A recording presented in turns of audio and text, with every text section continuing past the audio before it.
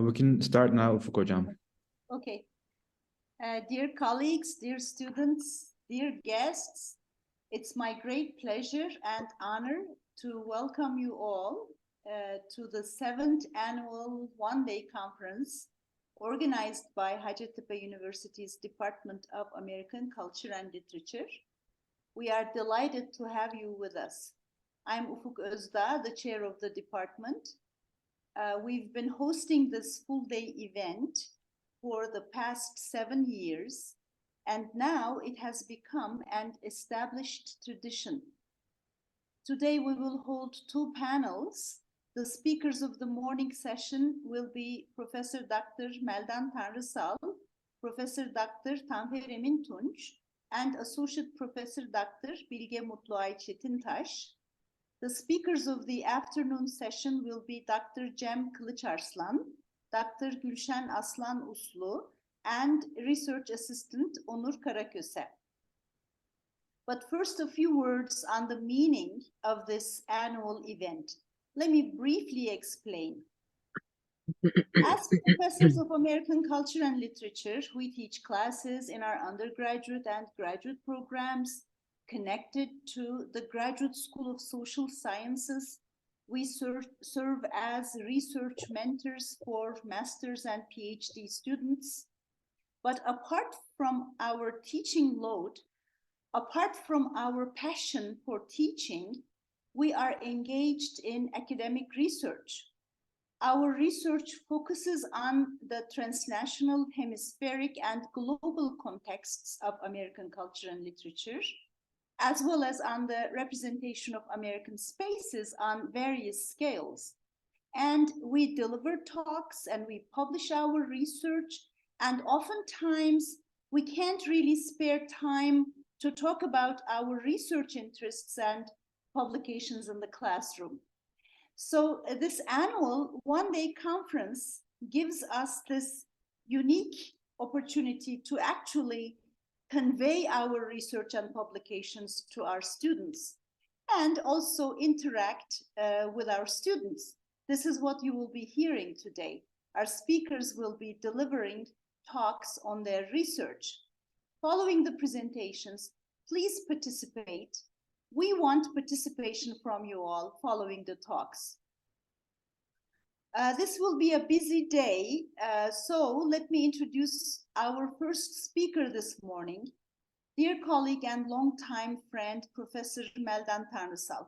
Meldan Hoca has devoted her life and work to promoting awareness for the plight of Native Americans. Her knowledge is extensive in this area. Dr. Tanrısal's areas of specialization are Native American, Hispanic American, and Asian American studies. Her research interests lie in ethnic literatures and culture, literary nonfiction, biography, autobiography, and the American novel, on which she has published numerous articles and book chapters. In 1993, she was awarded a Fulbright visiting scholarship to study Native Americans in Albuquerque, New Mexico. In 2016, she spent the spring semester in the same place studying Hispanic American culture.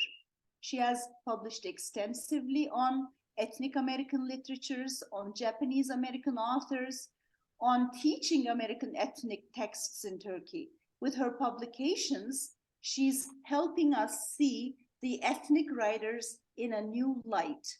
She also served as chair of the AKE department. She served as vice president of the European Association of American Studies in the years 2012-2014, and she's been serving as the president of American Studies Association. Meldan Hocam, the microphone is yours.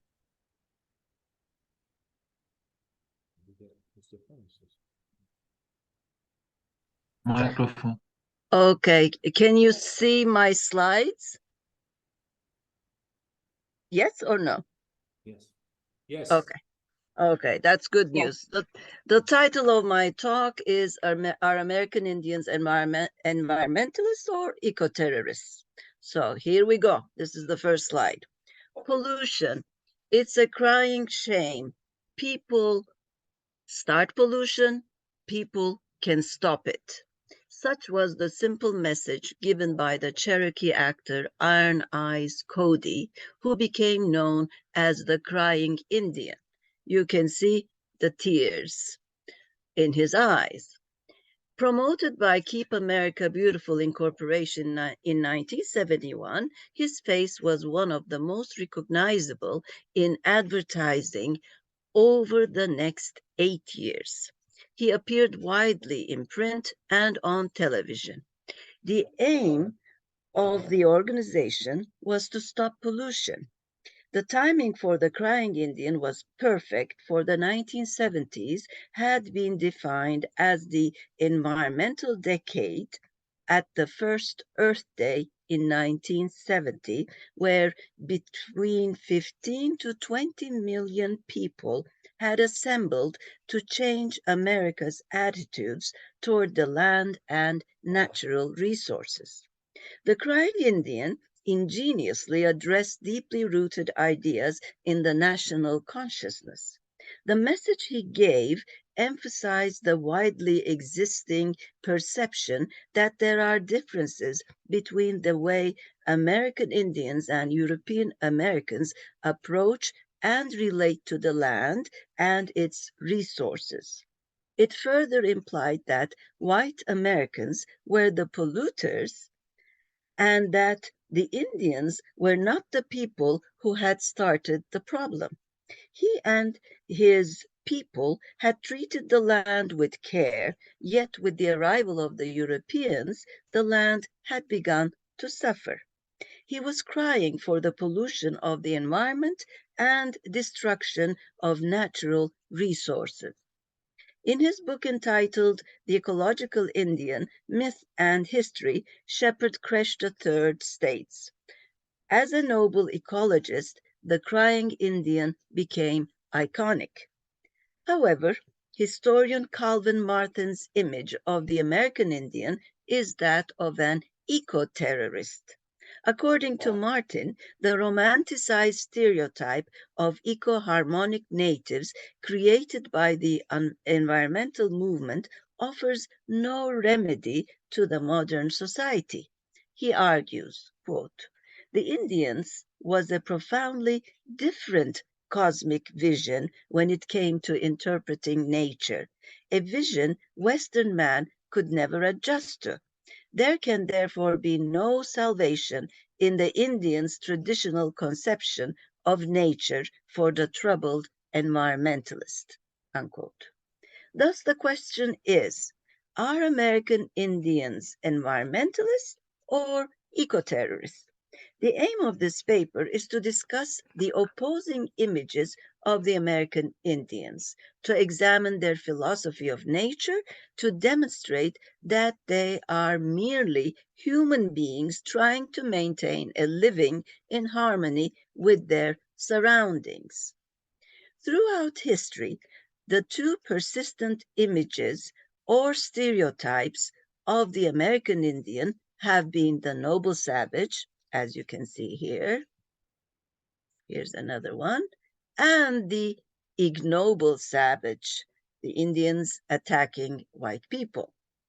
The first has depicted the Indian as benign, kind, and romanticized him extensively, whereas the second has drawn him as cannibalistic. Here you can see the Indians eating people. Cannibalistic, bloodthirsty, and inhuman, thus turning him into a threatening figure.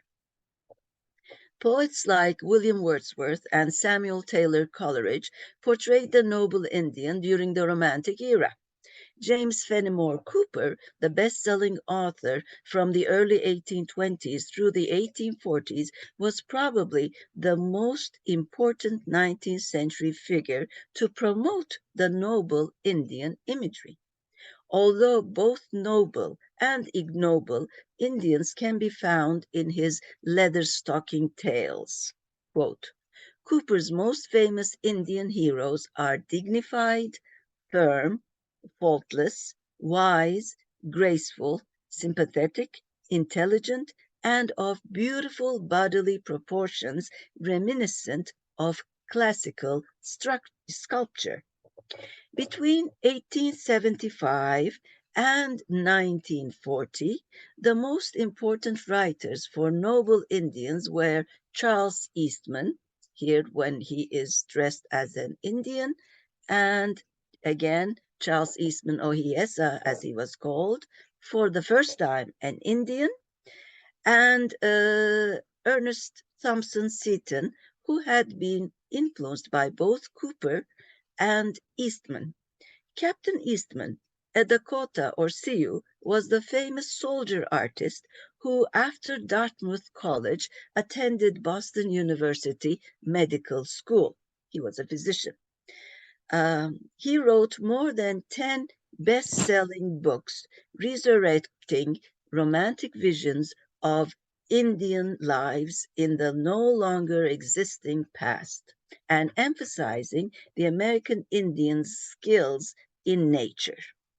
In The Soul of an Indian, he wrote about his boyhood among relatives, which was unselfish and natural, and his current life, which was selfish, artificial, and materialistic. In most of his writings, he contrasted Indians who killed animals out of need with whites who killed them senselessly. Ernest Thompson Seton was a naturalist, artist, author, public speaker, conservationist, and youth movement activist who wrote extensively. Seton's ideal Indian was similar to Eastman's native archetype. Between 1940 and the 1960s, the noble Indian disappeared in the wake of the Hollywood Western. However, during the chaotic 1960s, or more precisely, between 1963 and 1973, the noble Indian re-emerged. This is when the civil rights and anti-war movements, political assassinations, and violent social changes were taking place and battles were being fought over pesticides, oil spills, industrial and human waste, and environmental issues were gaining importance. Those seeking alternative countercultural lives turned to Native Americans. Since they were considered to be in harmony with nature, many, sorry about that, many in the Back to Nature movement sought communal life and tried to imitate American Indian ways. Ecology, environmentalism, and images of the American Indian as ecological prophets converged with Greenpeace, Sierra Club, and the Nature Conservancy. Environmentalists went as far as joining Native Americans in their vision quest. Iron Eyes Cody, shedding a tear for the polluted earth, became emblematic. Furthermore, a famous speech by Chief Seattle, delivered in 1854, was popularized in a fraudulent version which more accurately presented contemporary issues and concerns. American Indians accepted the new shift in perception and took action to create a new image of themselves too.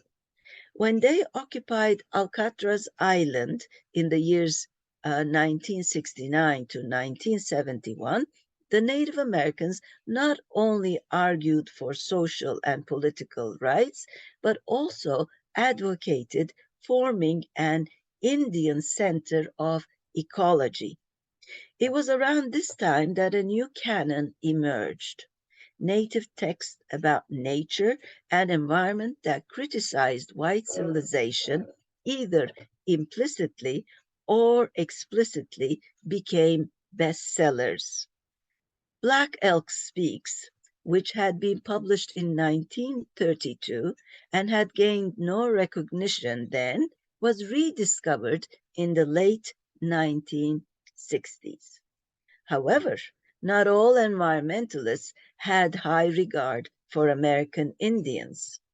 Radical ecologist George Werthner of the environmental organization Earth First called ancient American Indians the first environmental pillagers, blaming them for everything from the extinction of the woolly mammoth to desertification of the Sonora. Similarly, Dave Foreman, a political leader of the same organization, claimed Native Americans constituted a threat to the habitat. Basing his thesis on the testimony of two fur traders, one white and the other an adopted Ojibwa, historian Calvin Martin accused the Cree of exterminating animals for the fur trade and labeled them as eco-terrorists. Although to what extent these claims could be verified is highly debatable, as Jace Weaver says in the introduction to Defending Mother Earth, Native American Perspectives on Environmental Justice, quote, in reality, modern natives and their ancestors are neither saints nor sinners in environmental matters. They are human beings, unquote. As Green and Johansson argue, quote, while mistakes were made, the fact that Europeans found the Western Hemisphere to be a natural treasure house indicates that misuse of the environment was not frequent or sustained over long periods of time. Weaver also states, likewise, some contemporary Indians have demonstrated themselves capable of making devastating choices for the environment. Others try to live a life that is in harmony and balance with the natural order, unquote. The value systems of Native Americans and European Americans differ to a great extent. American Indians and European Americans have a different understanding of nature due to opposing worldviews and different perceptions of their surroundings. The tendency to homogenize all Native Americans would be wrong, for at the time of contact, there were around 2,000 different tribes inhabiting the New World, and there are approximately 600 existing today. Nevertheless, it is undeniable that they share common elements in their visions of life. Evidently, geographic environment heavily influenced the culture. The eastern woodlands, plains, southwest, plateau, prairie, and tundra were basic culture areas in which the natives had to adapt to their environment in order to survive under harsh conditions. They were totally dependent on their environment. The natural environment supplied them with everything they needed. The Plains Indians had discovered 52 different ways to utilize the buffalo. In the slide, you can see Indians hunting buffalo. They made their shelter from trees, grass, or buffalo hides. Here you can see a teepee. Plants and herbs were used for medicine, and you can see they used buffalo hides for their clothing. Some Plains tribes grew tobacco for smoking or ceremonial purposes, while among the Pueblo, like the Hopi, corn, many different colored corn, became their primary source of food. And here you can see Hopi girls grinding corn in those days. And it is still used in ceremonials to heal and bring rain. Here you can see the girls grinding corn, and corn is they grind corn in this manner even today. Here you can see a corn maiden, and during ceremonies you can see dancers praying for corn rain. Thus, it was the environment that dictated the natives' lives. Not only their economies were founded on their environment, but their philosophies and religions were also based on it. They recognized nature as a power greater than themselves and as an overwhelming force that was intimidating. This great power was the creator of all life. The parables, legends, songs, stories, and myths of the oral tradition, which was a means of recording history, demonstrated how they valued life and its creator. As the provider of sustenance, the earth represented the focus of life. In fact, in many tribal traditions, the earth is conceived as female and is given the status of a mother. Symbolically and philosophically, the earth was mother to all, including human beings, animals, and plants. All things were related since they had their origin in the earth and were part of the extended family of Mother Earth and Father Sun. Ceremonies signifying the importance of the earth and sun confirmed the continuity of the relationship. To this day, Pueblo people dance barefoot, as you can see in the slide and in this one. And do not pave their roads in order not to lose touch with Mother Earth. The relationship of the people with the natural environment constituted the basis of native values. They did not consider themselves as the focal point of existence, but rather a small part of the larger circular order of life ordained by the Creator.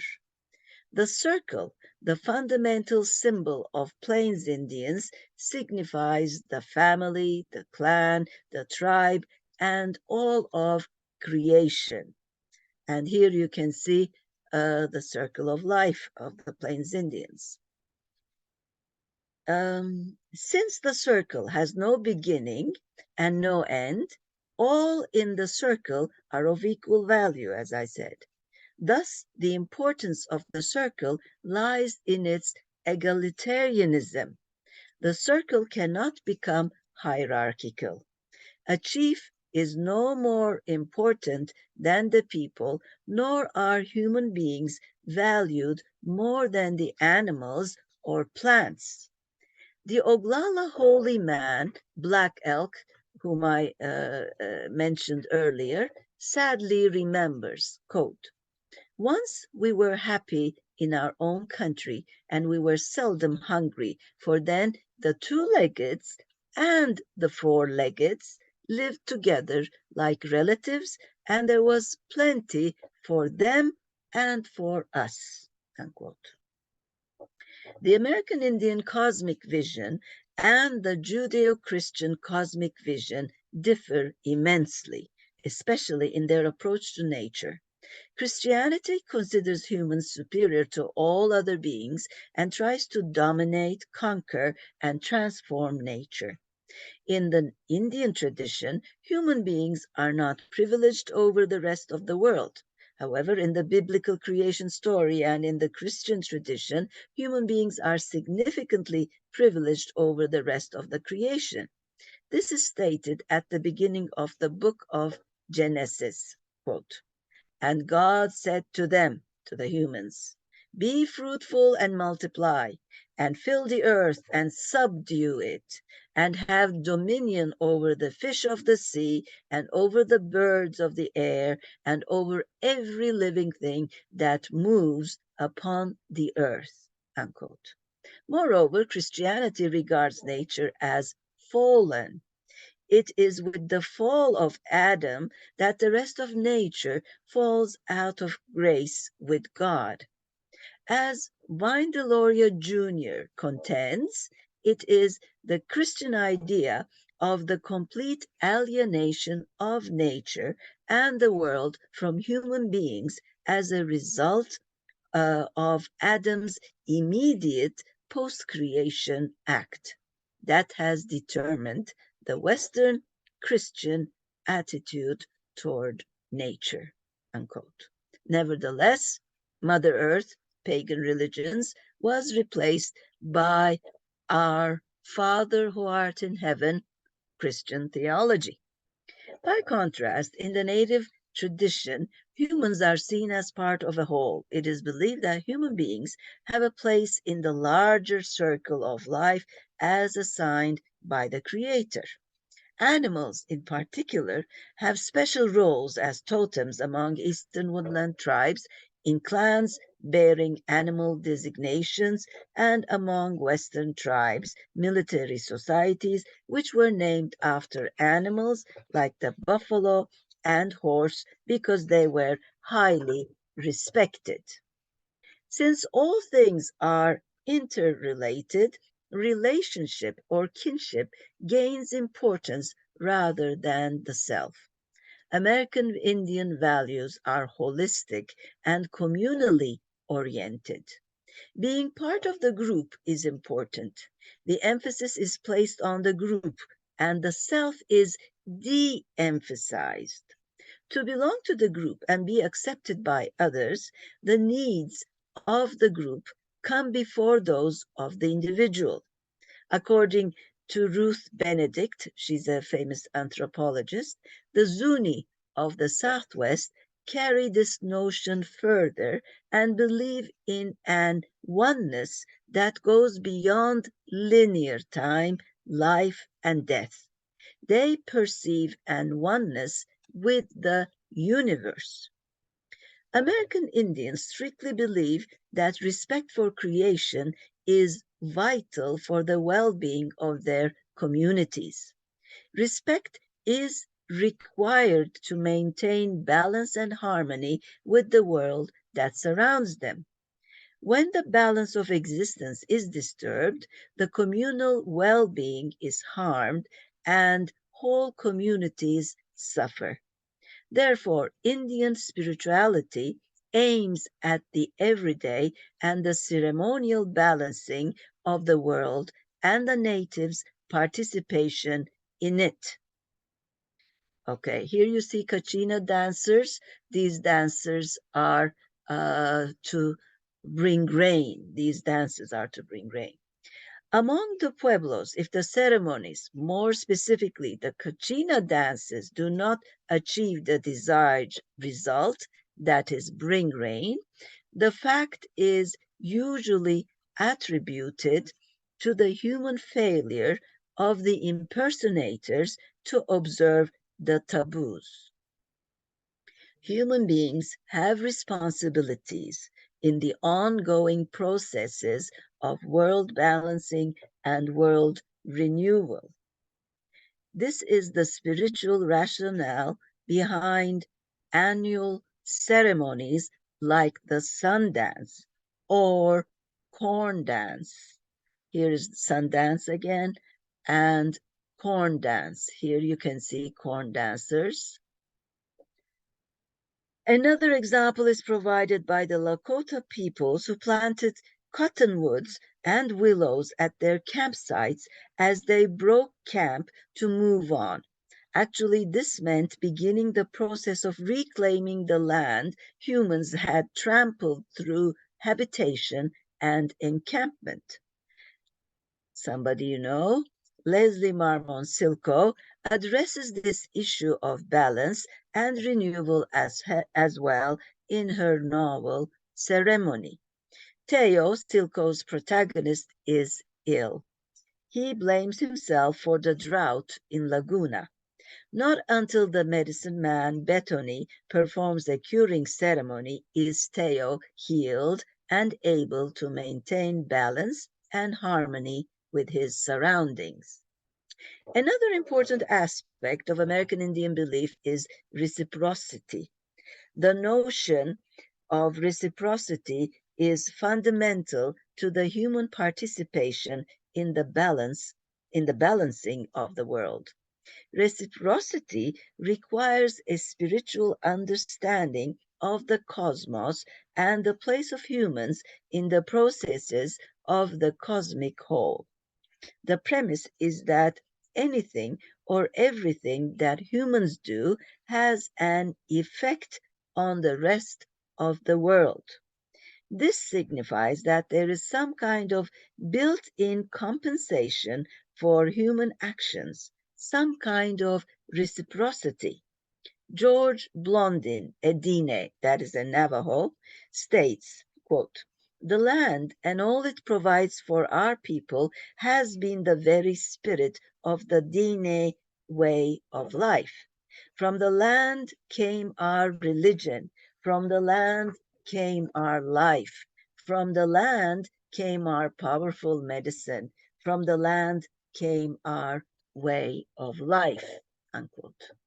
Reciprocity becomes a necessity where violence is concerned, as in hunting or even harvesting. As George E. Thinker further explains, he says, "We are so much part of the whole of creation and its balance that anything we do to perpetrate an act of violence, even if it is necessary for our survival, must be accompanied by an act of spiritual reciprocation intended to restore the balance of existence. Thus, a ceremony of reciprocity must accompany the harvesting of vegetable foods such as corn or the harvesting of medicinals such as cedar, even when only part of a plant is taken.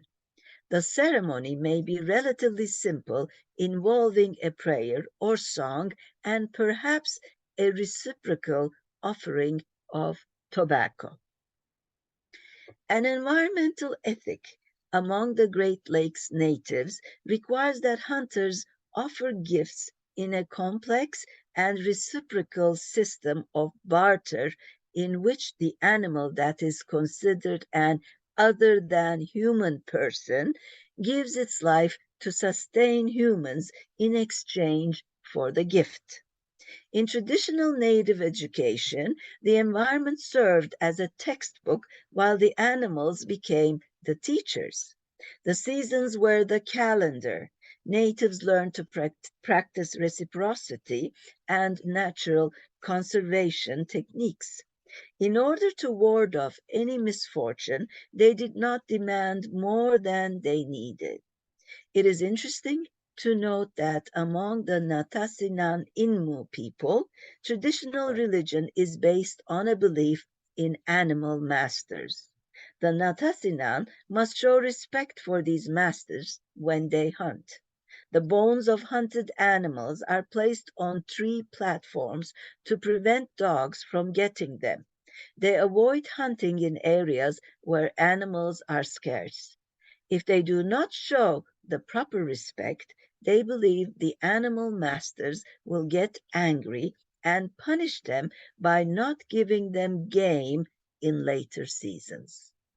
Ceremonies involving self-sacrifice, which missionaries and early ethnographers called self-torture or self-mutilation, also fall under the category of reciprocity.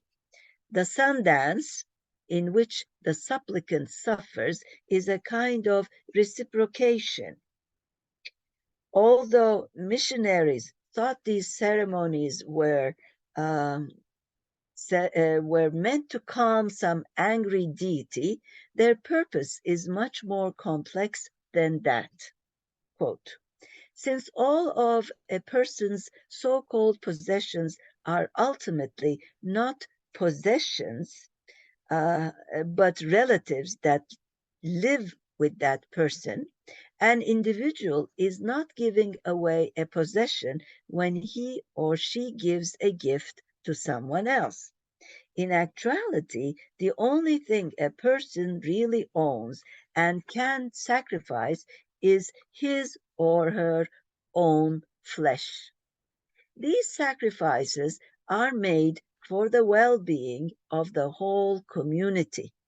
Therefore, the sun dance is considered to be a ceremony in which humans take part to help maintain the harmony and balance of the whole.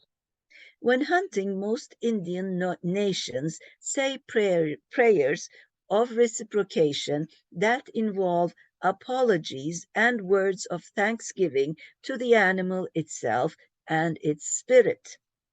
Viewers may recall the opening scene of the feature film The Last of the Mohicans, in which, after shooting a buck, the hunters thank it for its life. Nothing is taken from the earth without prayer or offering. Ward Churchill, in his description of the American Indian worldview, states, I'm quoting, human beings are free, indeed encouraged, to develop their innate capabilities, but only in ways that do not fringe upon other elements called relations in the fullest dialectical sense of the word of nature. Any activity going beyond this is considered as imbalance, a transgression, and is strictly prohibited, but only insofar as it does not permanently alter the earth itself. Similarly, agriculture was widespread, but only within the norms that did not supplant natural vegetation. Unquote. I'm almost done. The concept of environmentalism itself is the invention of white man.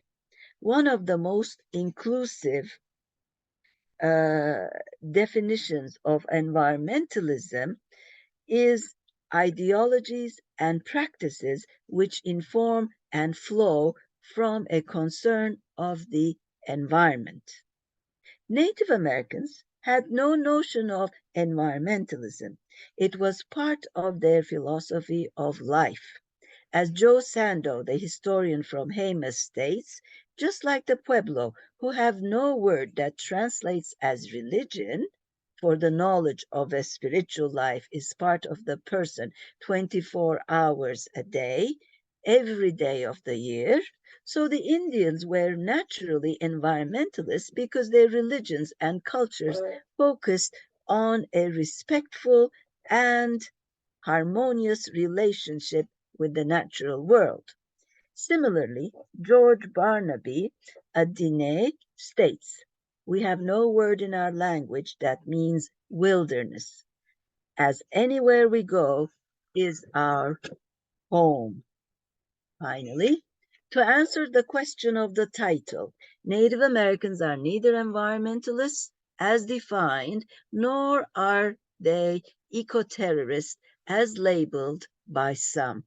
Due to their understanding of nature as an organic entity and their cosmic view of life, their approach to nature is different from that of the white man. They revere nature and conceive the world in a constant process that requires the continual participation of human beings.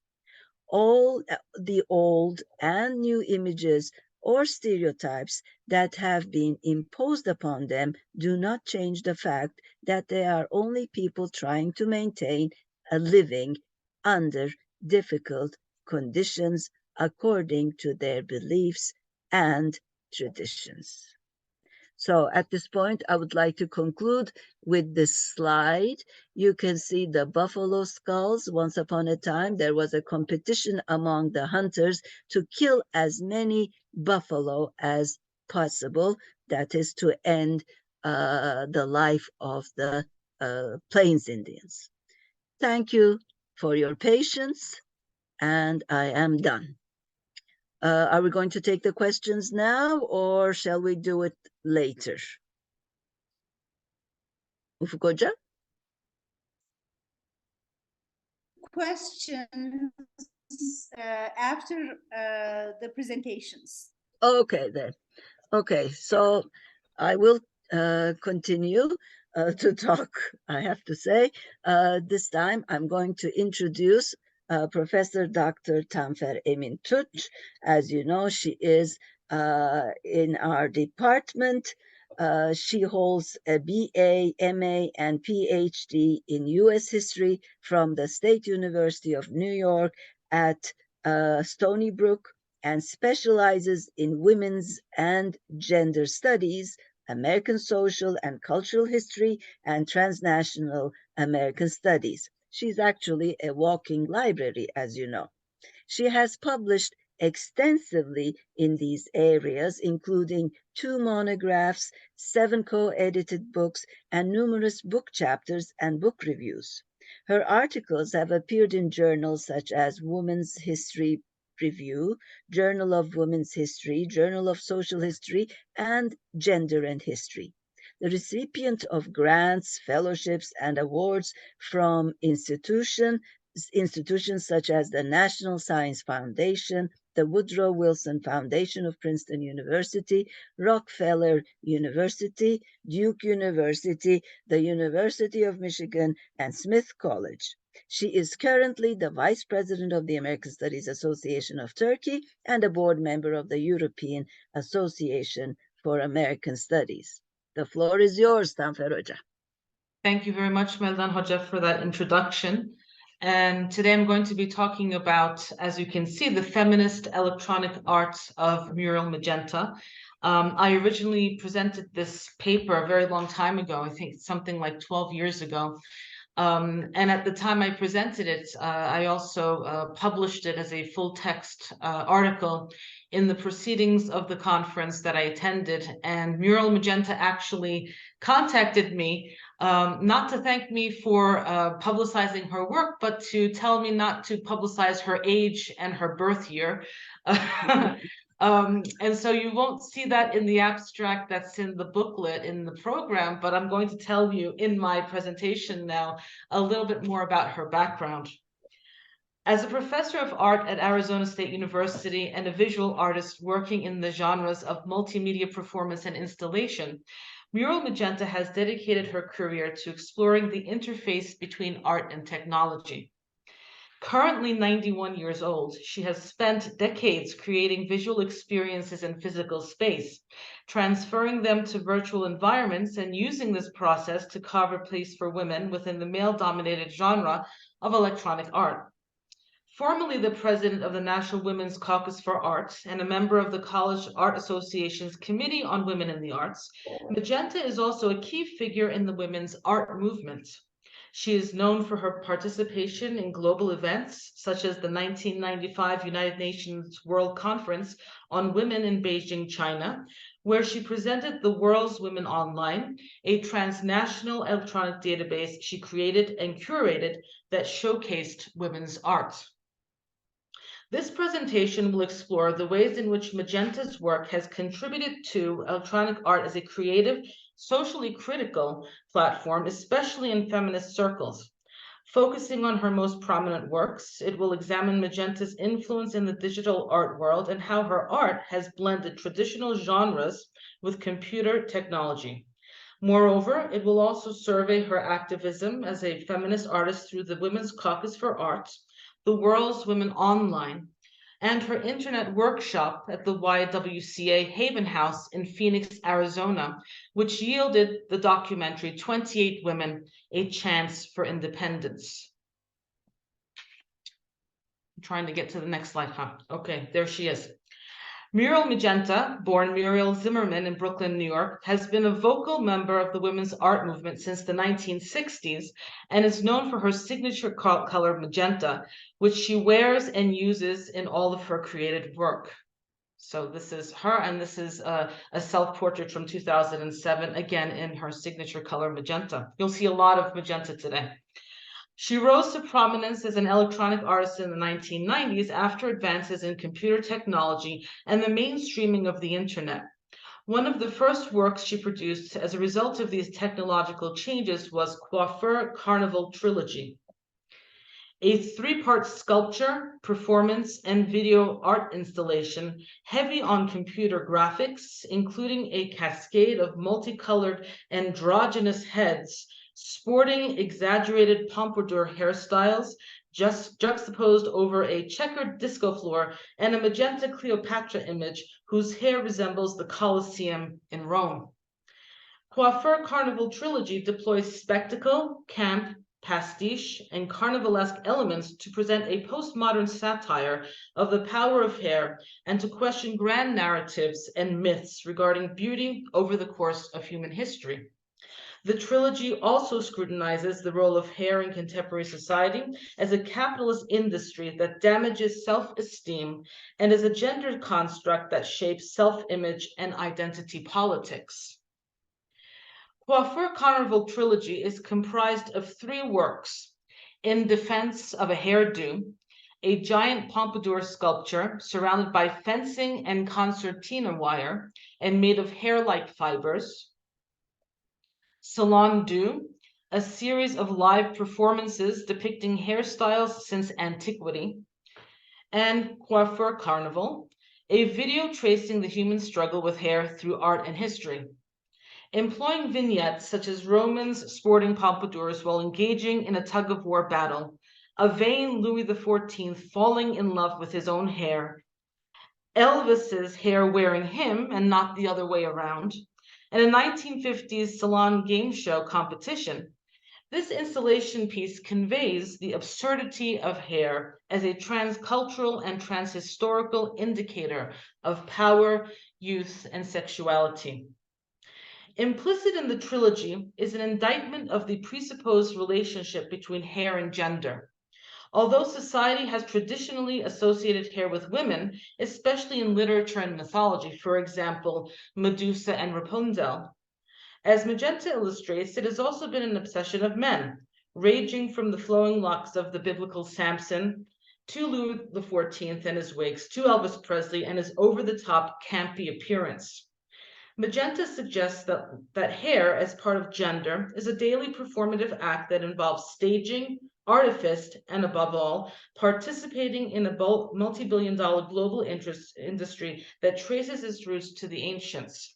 Thus, hair, as part of the unattainable ideal of human beauty, is not just a concern for women, but also an indelible element of masculinity.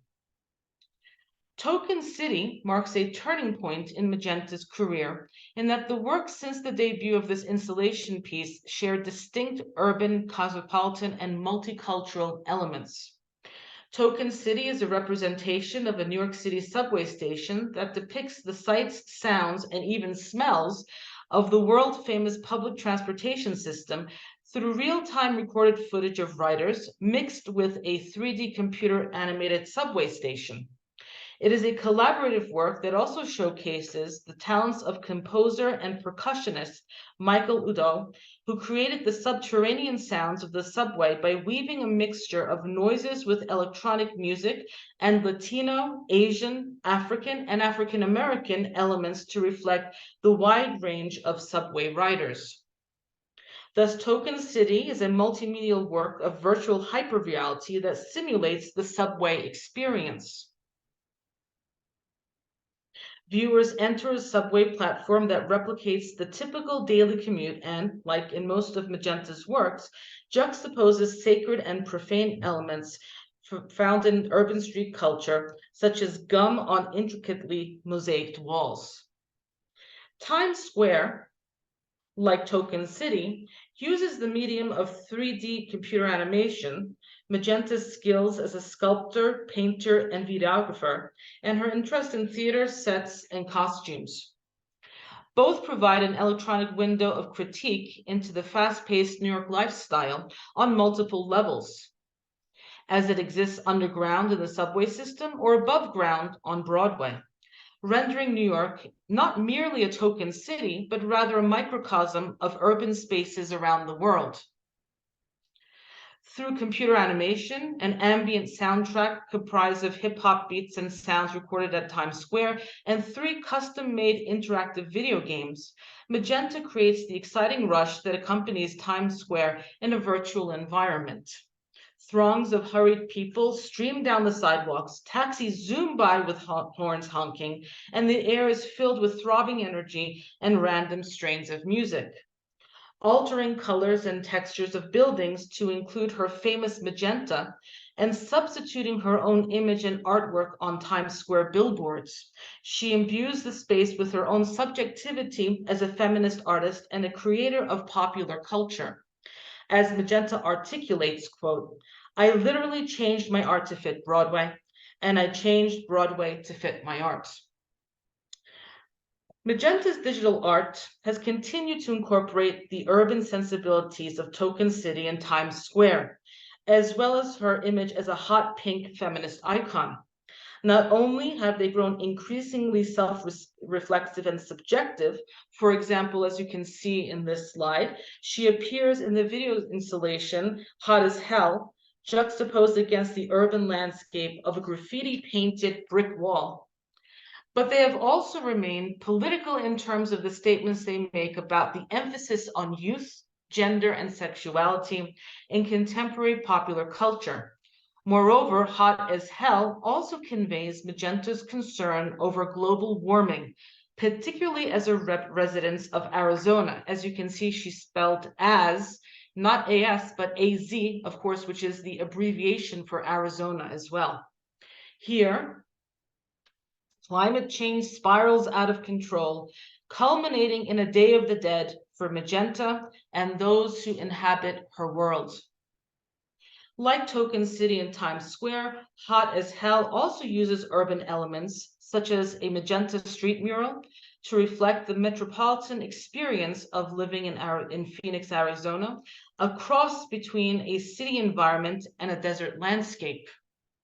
The progression of the video mimics the hard light of the Arizona sun as it changes the color, texture, and intensity of everything it illuminates. The blazing sun bleaches the wall until all color disappears, with the slowly moving video loop suggesting time-lapse photography. Images on the wall include southwestern elements such as cacti, snakes, skulls, desert rabbits, and birds. Not only is Phoenix hot as hell, but so is Magenta. Her image, hot pink in the video, suggests that she is furious, especially at the ways society stereotypes individuals based on race, class, sexuality, and gender, examples of which she includes on the mural. Club M is a fictitious electronic nightclub owned by Magenta, a 4-minute film depicting a fusion of Latin, salsa, hip-hop, and flamenco dance styles with digital images and computer animation. Club M draws viewers into the action and emotions of the multicultural site.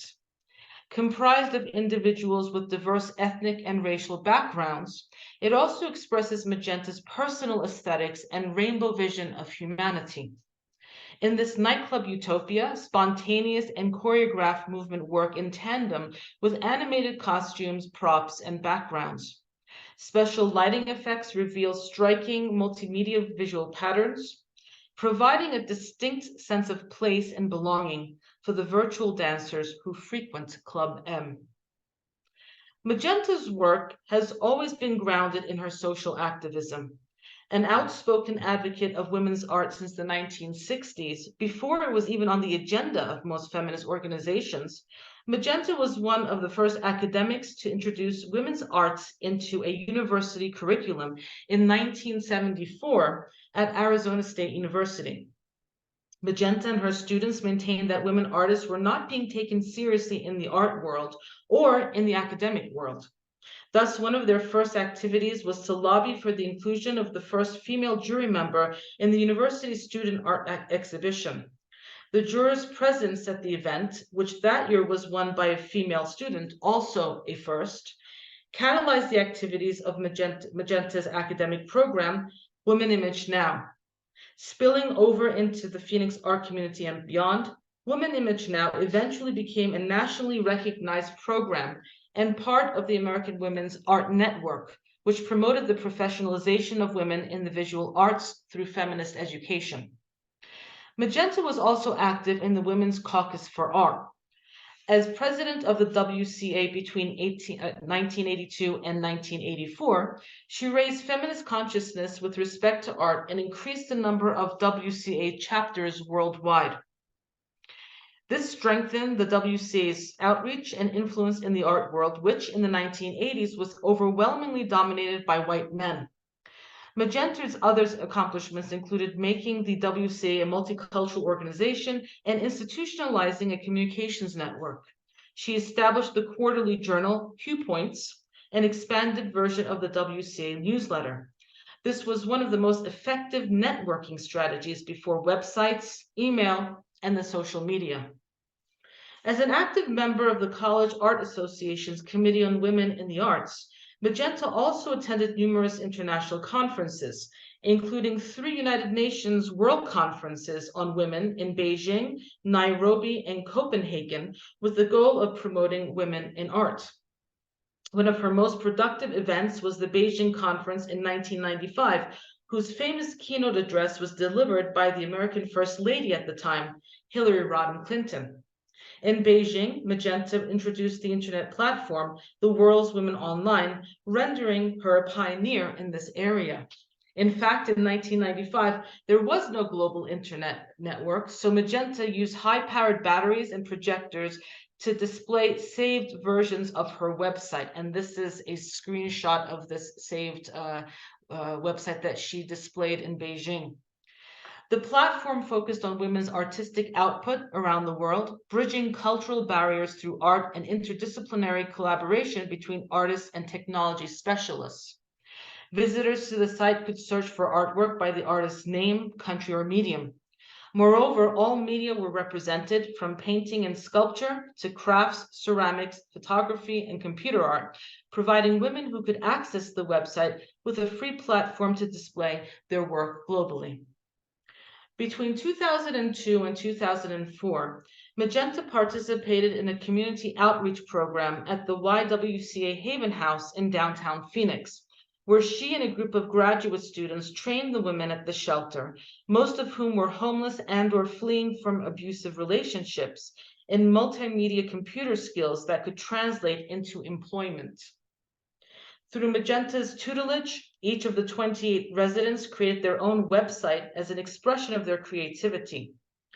Their efforts were acknowledged in the 2005 film, 28 Women, A Chance for Independence. The documentary, Magenta's personal response to the women and the experiences they shared at the YWCA, was inspired by the residents who, in the video, described their individual pursuits towards self-reliance. They articulate their struggles with issues such as completing a basic education, job training, juggling work and childcare, financial problems, sexual abuse, and substance addiction. Magenta was particularly moved by the determination of these women to overcome adversity and to make a new life for themselves and their children. As Magenta admitted in a 2008 interview, the work of feminist artists and activists is far from over. However, she also feared that the spread of post-feminism, or the idea that women's activism is no longer necessary because gender equality has been achieved. As she conveyed, while strides have been made towards gender equality in the arts, the same attitude towards women are still there, but they are expressed more subtly.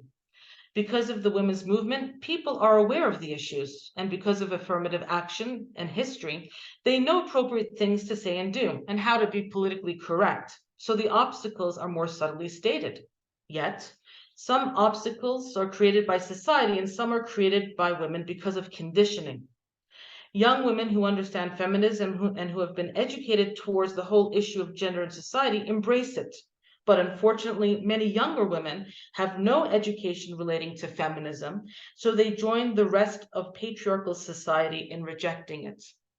Thus, for Magenta, the future of women's art will not only involve the creative process, but also educating women about the public struggle to be heard. Thank you. Thank you very much for the colorful presentation. That says a lot for women. And now we are moving on to our third presenter, Associate Professor Dr. Bilge Mutluay Çetintaş, a colleague from long-time colleague. And as you know, she teaches so many courses in our department. Let me introduce her formally now. She received her MA from the University of Maryland at College Park and her PhD from our department. Her areas of interest include American folk music, cultural studies, literary theory and criticism, contemporary American novel, and life writing. She has published several journal and book articles on related subjects. Her book published is entitled Geçmişin Öyküleri, Öykülerin Geçmişi, Çağdaş Amerikan Romanlarında Tarihin Sorgulanması. She received a Fulbright scholarship and conducted research on contemporary American women life writing at the University of Michigan, Ann Arbor. And she also teaches graphic novels, which are very interesting in our department. So the floor is yours, Bilge Hoca. Thank you, Meldan Hoca, for that introduction. And I hope you can see my screen and hear my voice, hopefully. And we are running a little bit late, but we started a little bit late. I will try to be on time. And I will try to introduce Alison Bechdel's recent third autographic, as you see here. Alison Bechdel has published, Alison Bechdel has published her third autobiographic to date. Her first book, Fun Home, was published in 2006, was about growing up in Pennsylvania, and her relationship with her father was the center of this first photographic. And the second one, Are You My Mother, as you can guess from the title, focuses on her relationship with her mother mainly, apart from other things. Of course, those who have read these books about Alison Bechdel know that it is never only about her life, but basically she also refers to several other writers in order to explain herself or find references between what she experiences and how the other writers experience their own lives or art. Each book, you can see pages from Fun Home and Are You My Mother, just to give you a taste for those who have not read Alison Bechdel to date. And as you can see, she does not use very much color in the first two books. Actually, Fun Home has this sort of washed out, bluish, grayish quality to it in its original form. And Are You My Mother has this sort of pinkish hues, as you can see over here. The third book, which was published, which is the subject of what I will be speaking today, was published in 2021, and it is in full color, The Secret to Superhuman Strength. Each of these books have a certain Bildungsroman qualities, and each one of them, Alison goes through a development and growing up process where she acknowledges her life experiences with a renewed kind of sense of self-acceptance. Now, I need to also maybe clarify a few things. These are called autographics, which means visual life writing in a sense. And also when I'm referring to Alison's avatar as she draws herself, I will mostly be using the word Alison, and at other times I might interchangeably use Bechdel's avatar, etc. But when I'm referring to her as a writer, I will be using the word her last name, Bechdel. So, The Secret to Superhuman Strength explores her interest in fitness trends of lifetime while addressing the changing cultural perceptions related to sports equipment, body images, dependence, and temporality. Her visual life writing, this one particularly, could be also called jokography, which means a sports memoir. Since the narration is structured on her increasing athletic capabilities. Yet the book again covers more than her sports experiences as the previous two books, and her personal development journey includes her state of mind, which is often interrupted with bouts of depression and ontological questions about the search for meaning of her existence. Bechdel wishes to develop her body through her sport exercises and improve her mind through practicing meditation, following Buddhist principles, reading about European Romanticism, and interpreting American Transcendentalism. The story incorporates the life experiences of several other well-known authors, as I have told you before. This time, for example, the major figures that she includes in her book are William Wordsworth, his relationship with his sister Dorothy, and Samuel Coleridge's. They become friends. Of course, this is the English circle, British circle, so to speak. And several of their experiences are incorporated in Allison's own experiences, as well as Ralph Waldo Emerson and Margaret Fuller and Gary Snyder and Kerouac, etc. For example, Emerson's famous passage that you very much, I'm hoping that you all know, the one in Nature, where he talks about state of being a transparent eyeball, becomes a guide for Bechdel. Margaret Fuller's feminist struggles about how to find herself a place in the 19th century America, or how to carve her own space, becomes again a major issue in the narrative.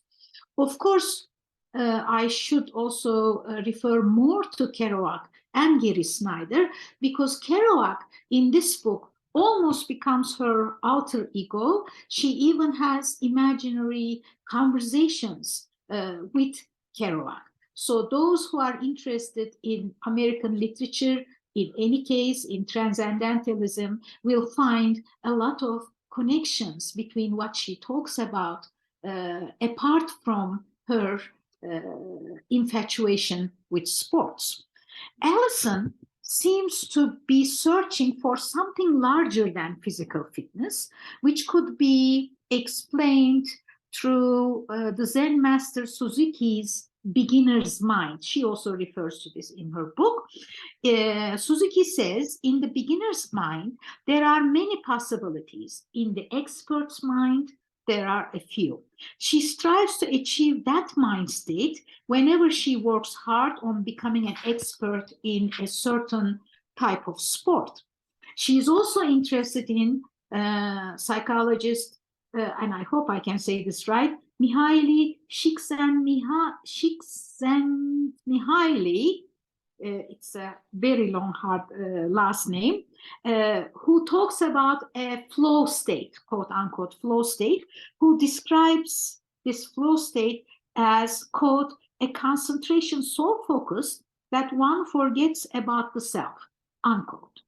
To achieve this kind of blissful feeling in life, she tries several exercises, as you can see here, cycling, skiing, karate, etc.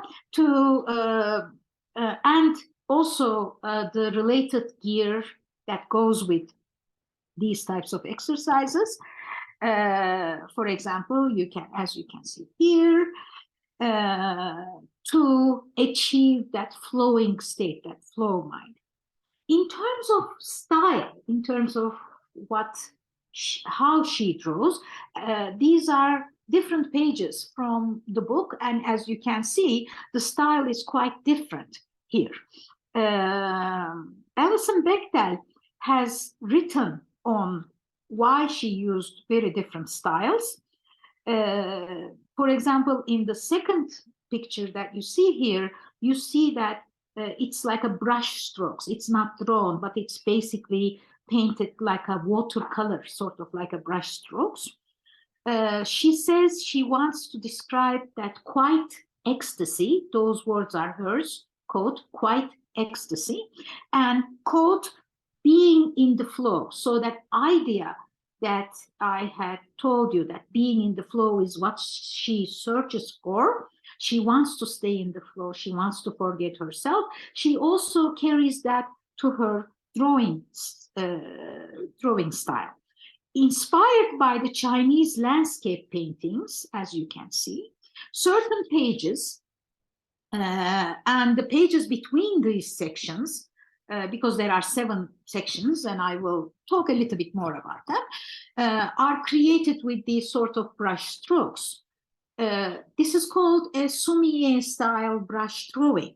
Bechdel remarks that, and I'm quoting directly from what she said in terms of using the style, the bleeds were surprisingly complicated to figure out, but I love the sense they give of the book spilling off the page and out in the world.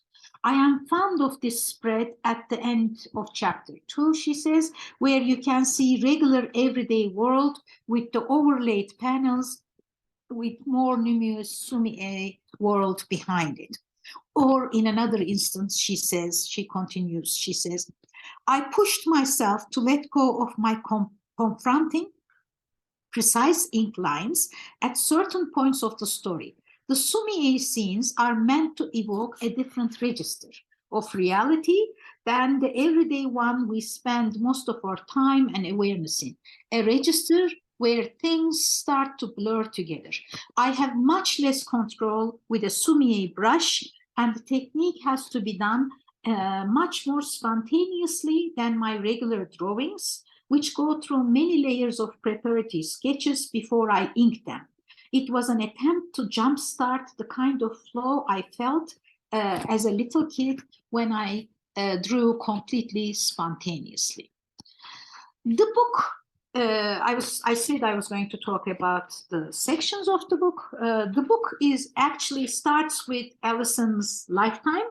She was born in 1961, so the book starts at that date, although it may refer to an earlier time frame, like when she speaks about Coleridge's life or Wordsworth's life, or her parents' background, etc.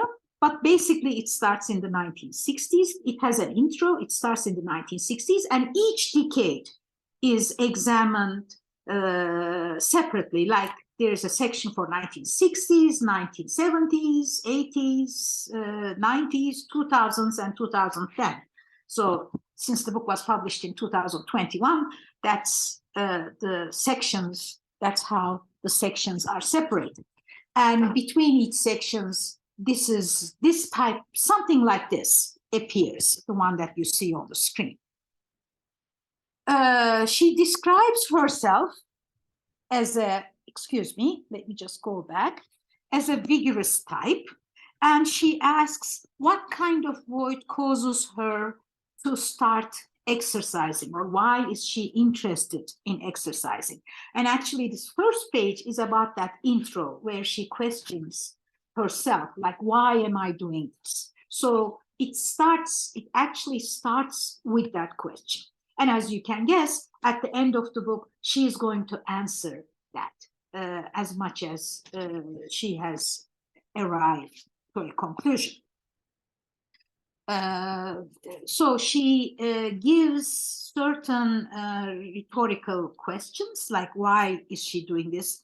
And she lists it as a spiritual and moral bankruptcy of capitalism, the disembodiment of an increasingly virtual existence, a bottomless credulity that a 6-week to a 6-pack is humanely possible. So she actually asks, why am I doing this? Am I doing it because of this, etc.?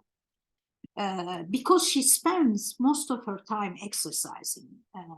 And she even comments on that. She says, as many as actually recommended, or even more, she says.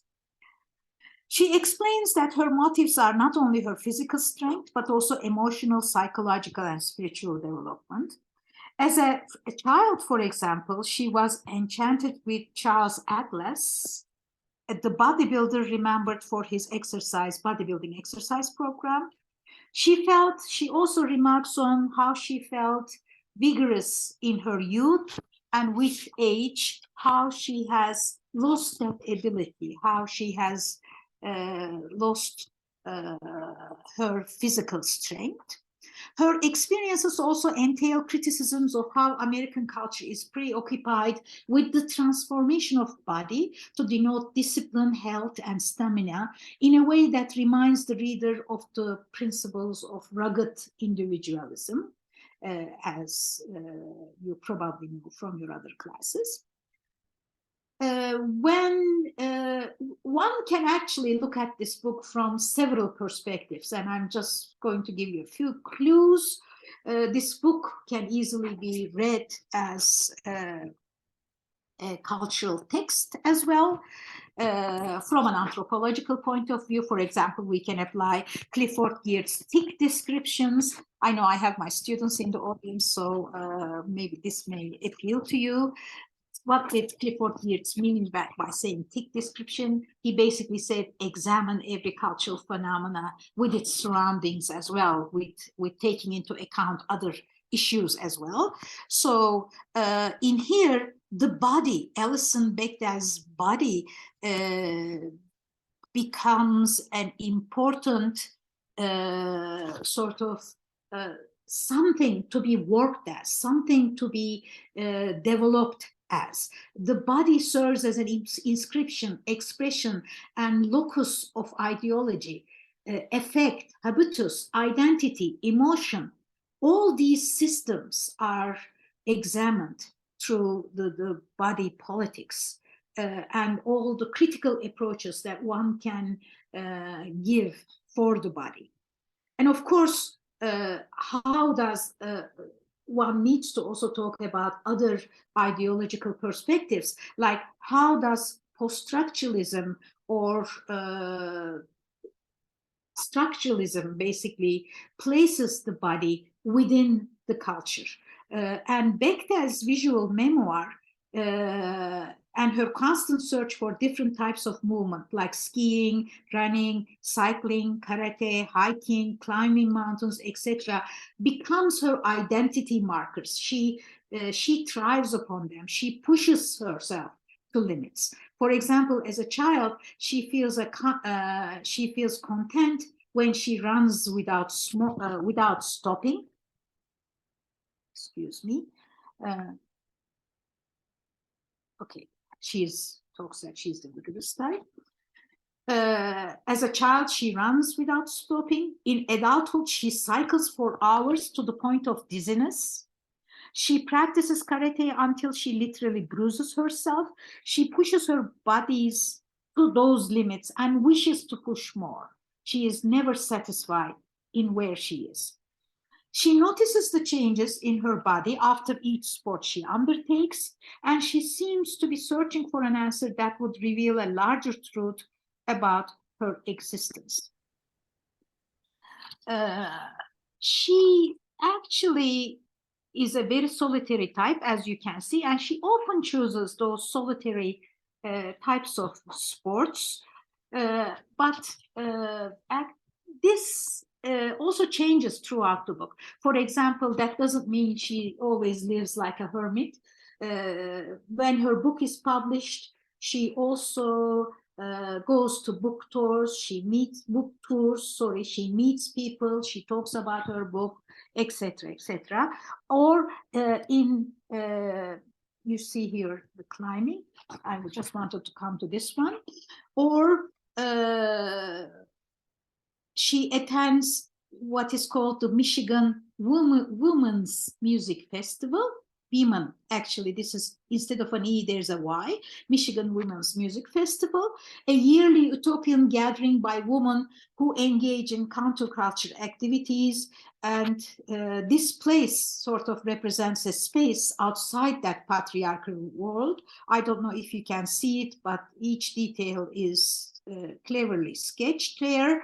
It offers an alternative world, and it is during this event that Allison encounters this sort of an unconventional environment where the body is viewed outside the defined constraints of a hierarchical and patriarchal world.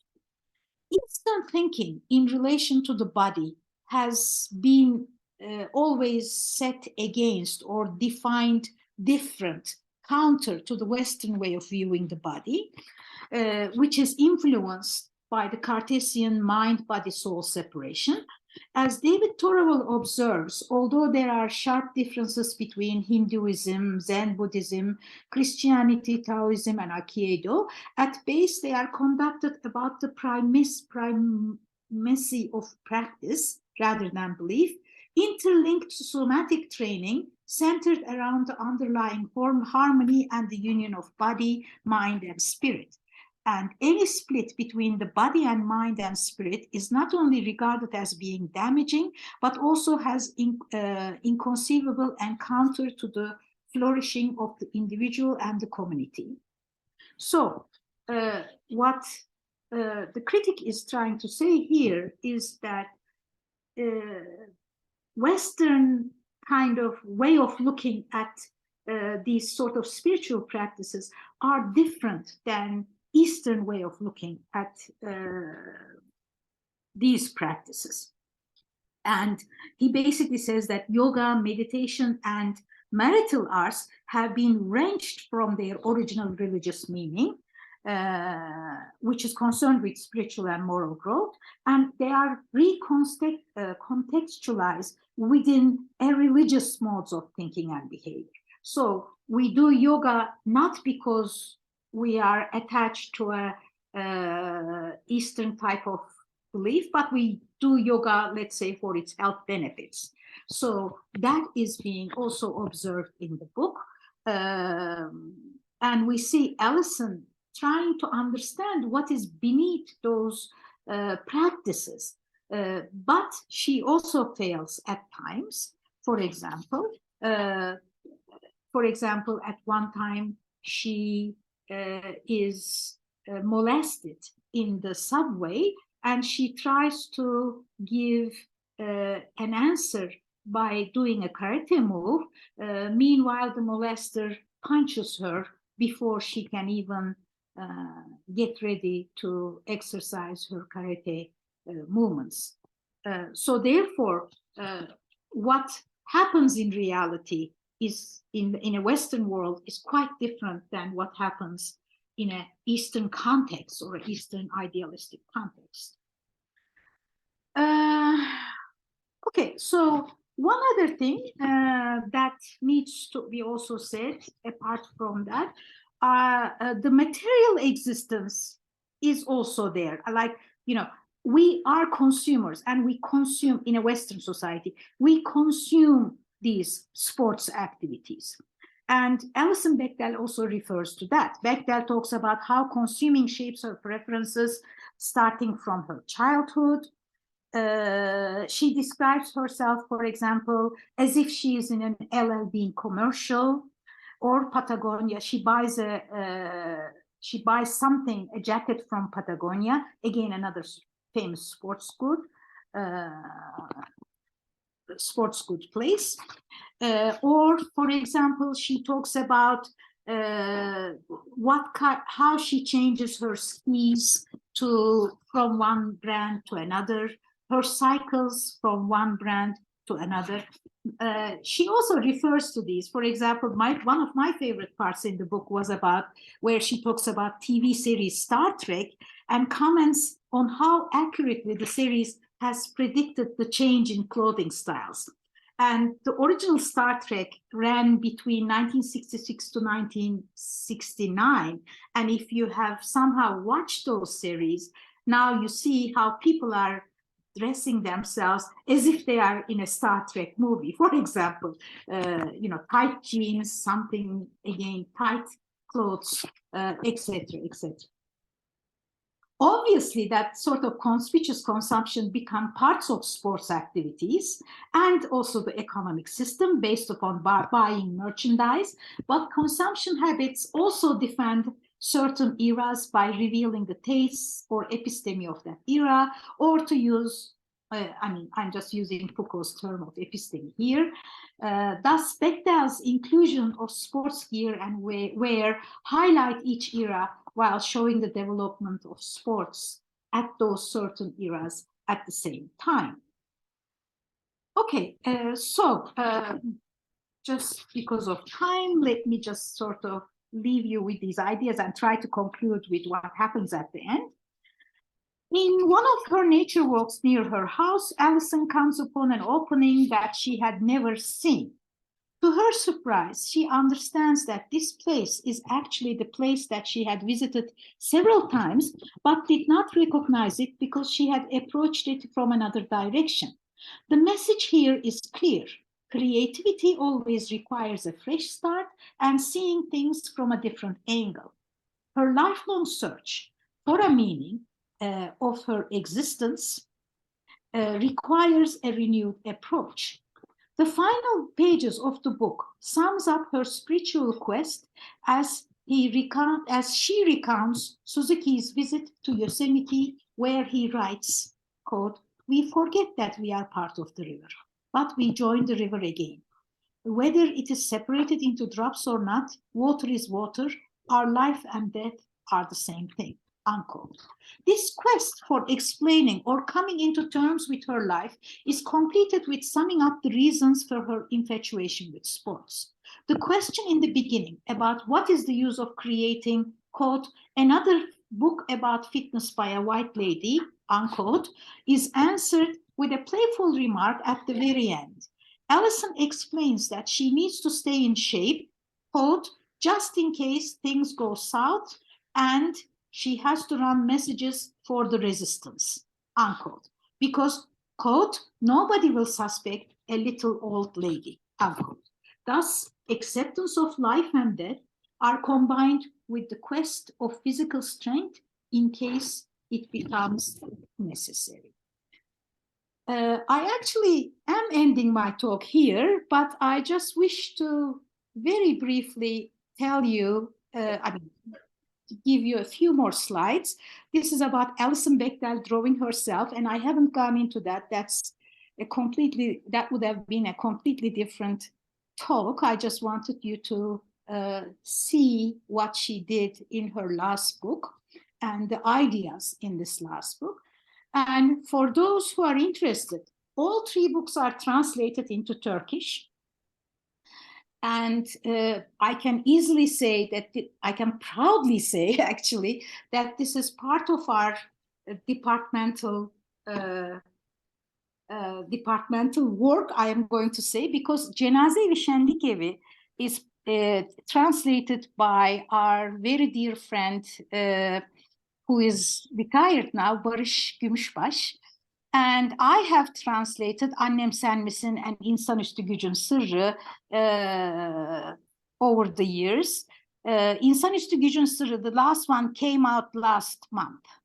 So for those who are interested, they are translated, and I feel just proud that I am just part of that little Turkish, I have somehow contributed to the Turkish scene for those who cannot read in English. Of course, not you, I guess.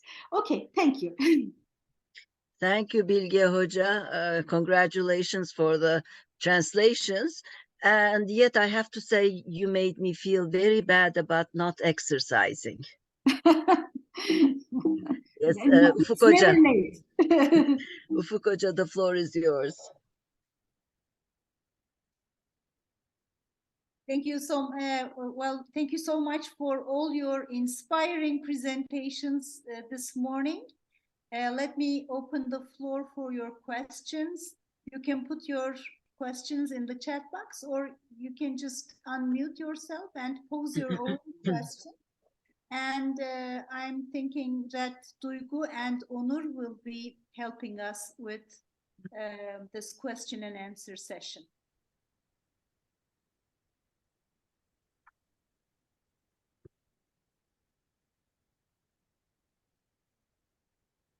No questions. Let's go to lunch. Yeah, I think we have. Ahmed has a question. Anyway. First of all, thank you for conference. I want to ask a question to Meldan Hoca. Eyvah. You said about sundance, because they can only present their body or flesh to nature and continue like that. Can we say that Native American has got right to possess their flesh? Because in Islam or Christianity, we don't own our flesh. It's just a present from a God for some time. They got that right? I don't know about that, to tell you the truth. I don't know if they have the same idea about our body being a gift from God, let's say. But they do care for their body. I know that. One thing I remember was when the Europeans came, the natives thought they were very, very dirty. Maybe this is very different, but this is what came to my mind. I remember my Native American friend, talking about white people being dirty. They smelled, and you know, the story of how perfume was created. But other than that, of course, tribes differ from one another. The Plains tribes have the sun dance. It's not the other tribes. So I wouldn't be able to answer that question properly, I have to say. But it's a matter of reciprocity. They give. They also have other ceremonies where they give and take from one another. It's interesting. There was a TV series once upon a time. A white doctor from New York started working in Alaska. And the people adopted him. They liked him so much. He was a good doctor. And he was scared because they kept bringing things to him, but they also kept taking his belongings, like a TV set, something of that sort, and he couldn't understand that. So reciprocity, giving and taking, are very important in their culture. To answer your question, I should do more research, I have to say. Okay, Ahmed? Thank you. And the floor is,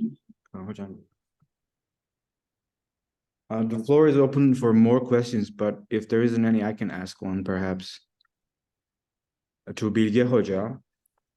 I mean, we studied this autobiographical work at class, and when I look back and start to remember, well, what I got from it was that, you know, we also see how she had a lot of failed relationships.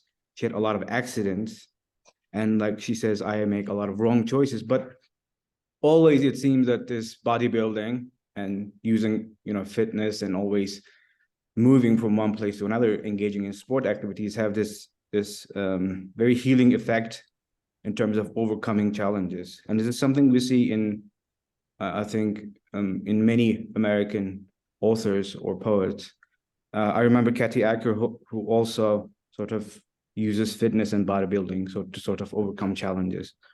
So my question is that, so what's your take on that? And also, is that somewhat related to transcendentalism or Buddhism, sort of breaking away from this bodily limitations and becoming one with nature? which you mentioned? Well, you sort of answered your own question, Onur, in a sense. Yes, basically. Of course, I mean, transcendentalism and, of course, the Beat generation, which has been also affected by American transcendentalism to a certain extent, becomes clues in her quest, or in her quest to what to do with her body, or how to it's not her body that she is really interested in. She is really searching for this sort of, let's say, mind that is free from thinking about her body, in a sense. So yes, she is affected by those very systems that you have also referred to. But of course, she also feels better once her body is functioning well, like when she can climb a certain peak, or when she can cycle a certain peak, or when she can ski certain distances. That also helps her. And I would say that, Meldan Hoca was saying she felt bad, but I would say that this is a very also American way of looking at life, like, exercise. Yes, it is a commercial entity. Yes, people earn money from it, but it is also a way of thinking. Like, we are not conditioned in our society generally. We are not very much conditioned to exercise. Exercise always comes secondary. For example, in schools, we don't have that much physical education classes, etc., etc. So it is also cultural, what I'm trying to say, the way you look at exercise, how you integrate it into your life. And I don't know if I'm wandering off from your original question, but there are many aspects to how body is viewed and how you perfect your body. Another aspect that I haven't maybe talked about in Alison Bechdel's books is her queerness, and whether or not one could ask whether or not her the way that she looks at her body is also somehow conditioned or inspired or related to her queerness, the queer body, like how is it represented, etc. Although you don't see that originally, one can easily make that study by looking at this, at all of those books. For example, this exercise was not very much in the forefront in her first two books. We did not see her exercising much, but this book is totally about exercise. Thank you. It seems like it has become an obsession for her, an obsession with her body. That's not good either. So that's the take we are having, Meldan Hoca. So we feel okay about not exercising. Yeah. Okay, are there any other questions? If no more questions, then let me close this morning session. Please come back at 1:30. Our speakers will be Dr. Cem Kılıçarslan, Dr. Gülşen Aslan Uslu, and research assistant Onur Karaköse. So, well, you're in for another real treat this afternoon.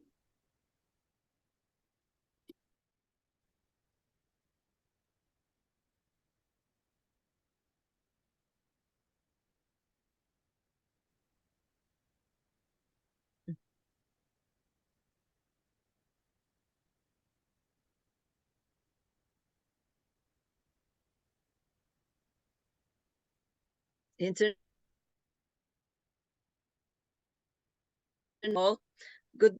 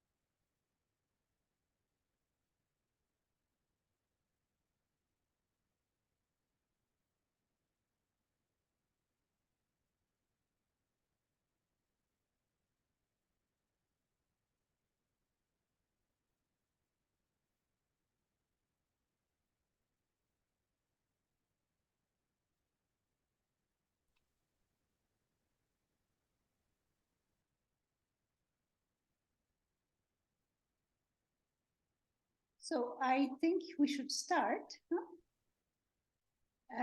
It's my great honor to welcome you once again to the seventh annual one-day conference organized by our department. As I mentioned this morning, we've been hosting this full-day event for the past 7 years, and it has become an established tradition. So this morning we held the first panel, and the speakers of the morning session were Professor Dr. Meldan Tanrısal, Professor Dr. Tafer Emin Tunç, and Associate Professor Dr. Bilge Mutluay Çetintaş.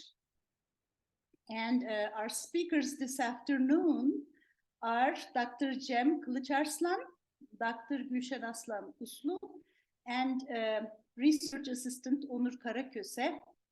So you are in for another real treat this afternoon.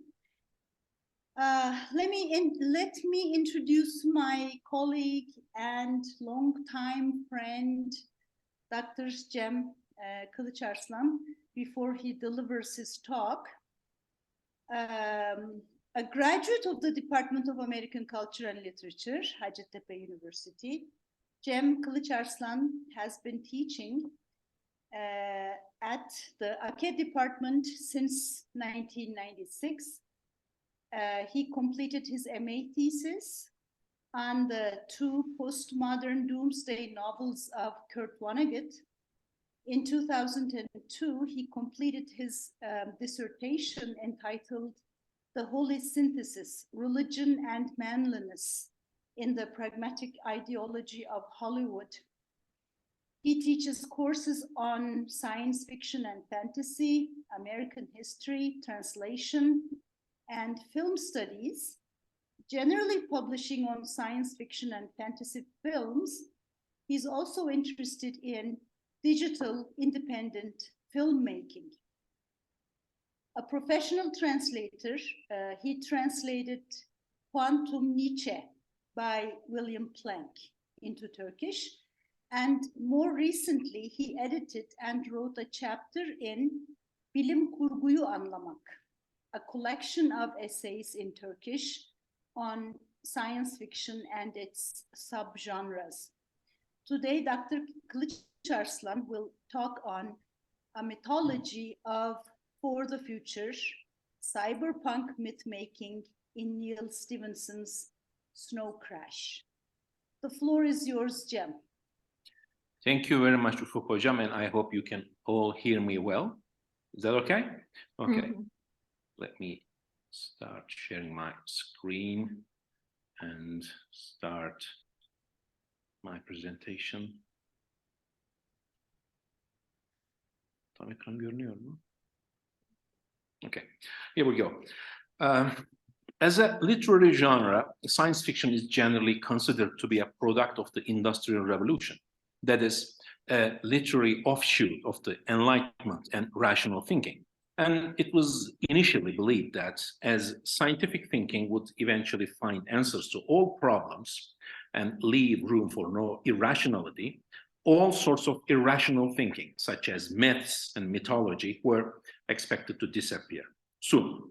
The measurable and rationally explainable universe would supposedly explain away all that is supernatural and metaphysical.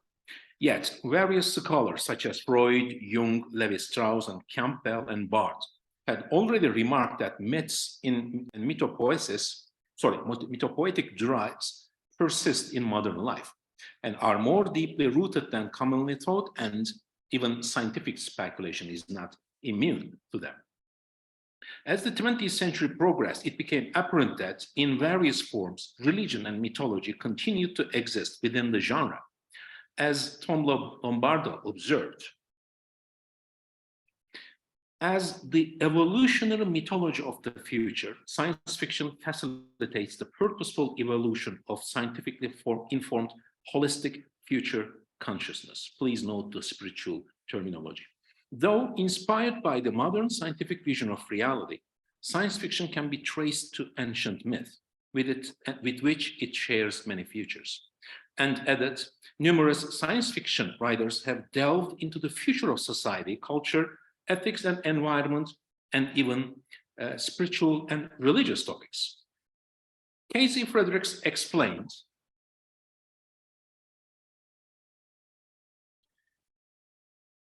false beliefs and superstitions are rejected by the critical side of the science fiction intellect. But on the other side, science fiction writers and fans are attracted to magic because it presupposes as yet unknown and unpredictable changes in our reality system. And he added, speculative science and myth-making interact. The concepts, worldviews, and images are located at various points along a myth-science interface. It is in one sense apparent that in the 1980s, with the emergence of cyberpunk subgenre, a new form of science fiction mythopoesis came into being. Using technology as the source of myth-making, cyberpunk made use of history, theology, mysticism, and irrationality, or more correctly, alternative ways of reason and thought, to create worlds and narratives in which individuals dislodge themselves from the limits of traditional rational thinking. And thus, I argue, cyberpunk re-established the broken link between the myth and the material, using technology as the tool of mythopoesis. Dani Cavallaro observes that there is a paradox with the etymology of the word technology, as the term techne originally meant art and making. So mythopoesis was making of stories and narratives. In time, the term began to be associated with scientific developments in practice and hence progress, but originally it was directly related with the act of creation. Actually, the origin of the relationship between science fiction and mythology lies in the very concept of human belief system. Various scholars have dealt with the nature of human belief and its relation to the act of creation. Some have stated that belief is a form of creative activity since it involves the active formation of mental models and narratives which assist individuals in making sense of their experiences and interpret the world around them. For instance, psychologist Jerome Bruner argued that creation of a narrative or story is an integral and essential part of belief process, and these narratives again help individuals make sense of their subjective experiences. Martin Heidegger similarly agreed that belief is a fundamental aspect of human existence and experience, since it is built around a concept of worlding, that is, constructing the very reality in which the individual dwells. And lastly, theologian and philosopher Paul Tillich argued that belief is an act of ultimate concern, depending on the construction of a symbolic framework to understand reality. At this point, Tillich's views are quite appropriate in the sense that he remarked that believing something is not merely accepting certain dogmas. Humans, Tillich believed, are essentially oriented towards meaning and transcendence and wish to go beyond the mundane and superficial.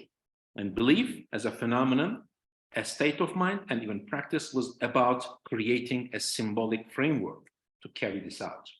To create meaning and purpose, humans, Tillich believed, construct the symbolic universe through religious symbols and language, which are not arbitrary or coincidental. On the contrary, the symbols and language created have a deep connection with the human condition and his needs and desires. To perform this, humans have invented what is called a leap of faith, to cross the boundaries of reality, which is rationally provable and empirically demonstrated.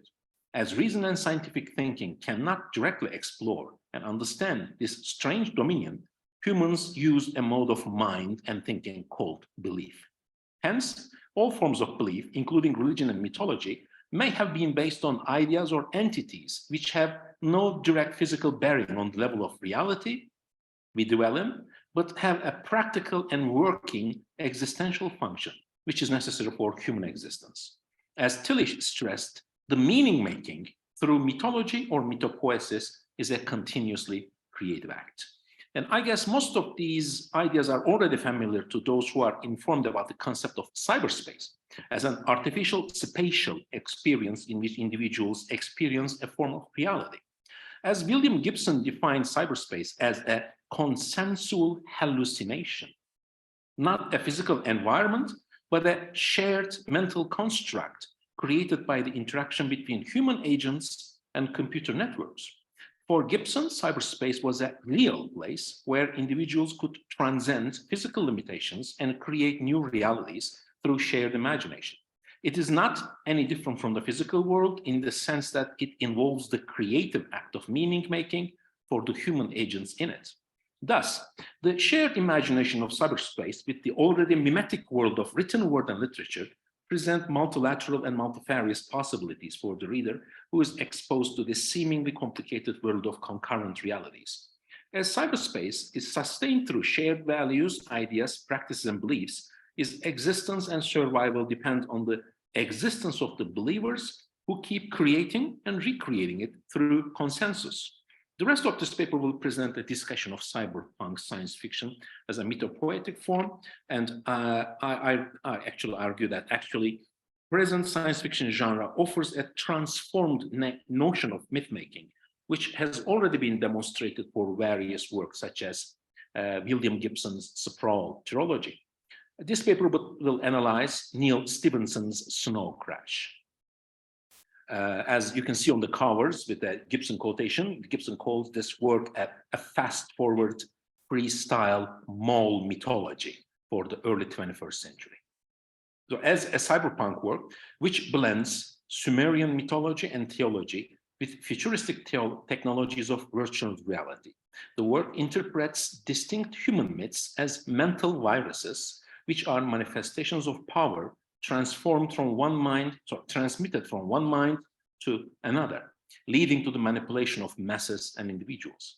Fusing technology and biology, cyberpunk functions as the template for a mythology of and for the future, and it keeps demonstrating how various forms of belief, from cults to ancient religions, from the binary technology to cyberspace, can be employed for constructive or sinister purposes. Well, we can safely argue that the methods employed by the cyberpunk genre actually fit the definitions provided by Tillich and others. Cyberpunk mythopoesis works on two separate layers, one overt, the other latent. That is, myths and myth-making may be the subject matter of a cyberpunk work, but at the same time, the way the work deals with this subject matter may also be a process of myth-making itself, working at a deeper level. As for the overt layer, as the covers for various prints of the novel suggest, the book almost directly and visually declares that it has adopted Sumerian mythology as its subject matter. The images given in the book similarly suggest an association of information manipulation with Sumerian cuneiform and artifacts. Hence, on this level, Stephenson, the author, incorporates historical and archaeological concepts into his novel to form a parallelism between the understanding and employment of information as a universal and timeless fact. In the book's interpretation of Sumerian mythology, the goddess Ashira wanted to take control of Sumerians by releasing a mind virus written in the common language of Ur. Enki, the priest king of Eridu in Sumer, who created everything just by naming them individually, was tricked by the goddess Inanna into giving up a certain amount of meh and obstructs Ashira's plot by developing a Nam-Shub, a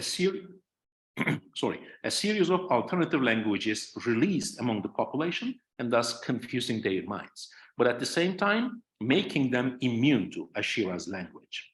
Enki's Nam-Shub, a parcel of information which can control the minds of those who are exposed to it by confusing their languages, is obviously a reference to the Tower of Babel story, and at the same time to the Sapir-Whorf theory, which says language shapes one's perception of reality, and Wittgensteinian notion that language not only structures our reality, but is our reality.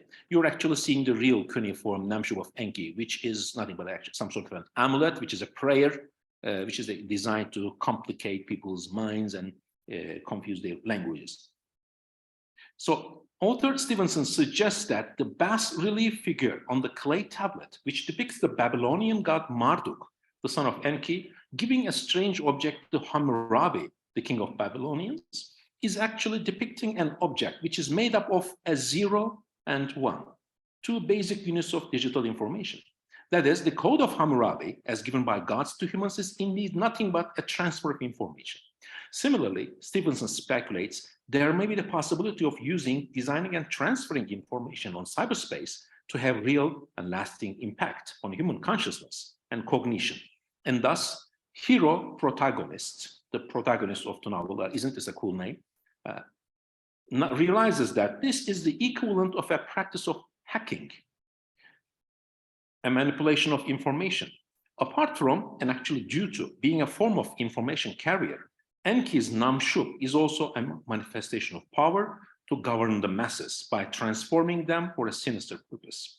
In the novel, the antagonist, the mad rich man L. Bob Rife, bringing together a gigantic raft pulled by an ex-Navy aircraft carrier, has been organizing an invasion of America by amassing a group of people whose minds are controlled by him. His strange ritualistic practices and the biochemical drug, a mixture of blood serum and cocaine. Rife uses various belief-inducing and reinforcing methods such as chants, echolalia, and other verbal elements to affect and mesmerize various human groups for an invasion, which not only refers to an invasion of refugees, immigrants in modern and future America, but also to all possible manipulation of human social psyche for political ends. This is area which has become more relevant in Trump and maybe post-Trump, or maybe pre-Trump and possibly a re-Trump era America. As Rife's Ashura-like operation to gain power seeps into metaverse, the cyberspace, it assumes the form of the design of information for a similar purpose. Modeling it after Ashira's, Rife has designed a digitalized virus, which enters the hacker's body through the optical nerve, reaching the brain, where it reconfigures and actually completely destroys the hacker's potential power to process and recreate information. Well, what you're seeing is actually the virus. I hope nothing bad happens to you, but this is something that you're already familiar with. This is what we call digital noise, or sometimes white noise. I'm sure you've seen this before, but this in the book is actually present as a virus, which only a hacker can be infected with. So as the hackers, and the hackers are those with special abilities or powers to design, maintain, and operate metaverse, hero protagonists and others have vested interest in the protection of metaverse from the cognitive assault by the virus. Sorry. The parallelism between the real world and metaverse is very apparent throughout the novel. Hero's samurai sword has the same function of destroying bodies, both physically and digitally, signifying that in cyberpunk futures, the difference between the physical and the digital is irrelevant, as both the virus and the sword have the same functionality. The virus can control the masses in physical world and destroy the hackers in digital world. The sword similarly can kill human beings, both in reality and the metaverse. Thus, Neil Stephenson borrows from and reinterprets Sumerian mythology, forming a parallelism between information recorded in cuneiform tablets and its potential power. The body and space in the world of cyberpunk are parallel at this level. A physical body is represented by an avatar, a new body on the virtual world of metaverse, a new world which displays still similar characteristics to the real world.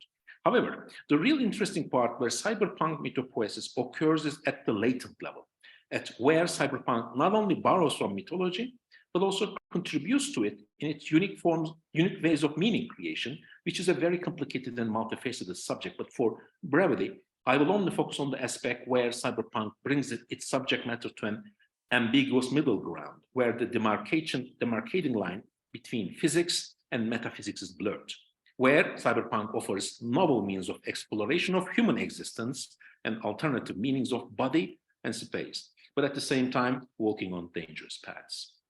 The transformation introduced by the invention of cyberspace has strange similarities to transcendental thinking that works through meditation. While a die-hard science fiction critic would strongly protest this, saying the means of transfer or information, or a transformation in a science fiction work has technical and technological aspects, the experience itself is uncannily similar to a metaphysical one. In essence, these different forms of fantasizing look familiar and each depict an almost identical experience, as Hero's manipulation of the metaverse in Snow Crash is, to an outsider, a form of magic, whose intrinsic qualities are not exposed, and the reader is expected to believe in the power of the word. In this regard, Snow Crash and many other similar cyberpunk works seemingly provide the reader a form of futuristic experience, but they also present them a not so novel experience which has been traditionally associated with religion, metaphysics, and even Sufism and yoga. In other words, cyberpunk actually presents a cognitively recognizable experience to the reader so he can understand it. Cyberpunk mythopoesis presents itself at a similar level to religious metaphysical relationship of the face and body as well. In other words, the dichotomy between body and new body and physical reality and cyberspace may be quite different.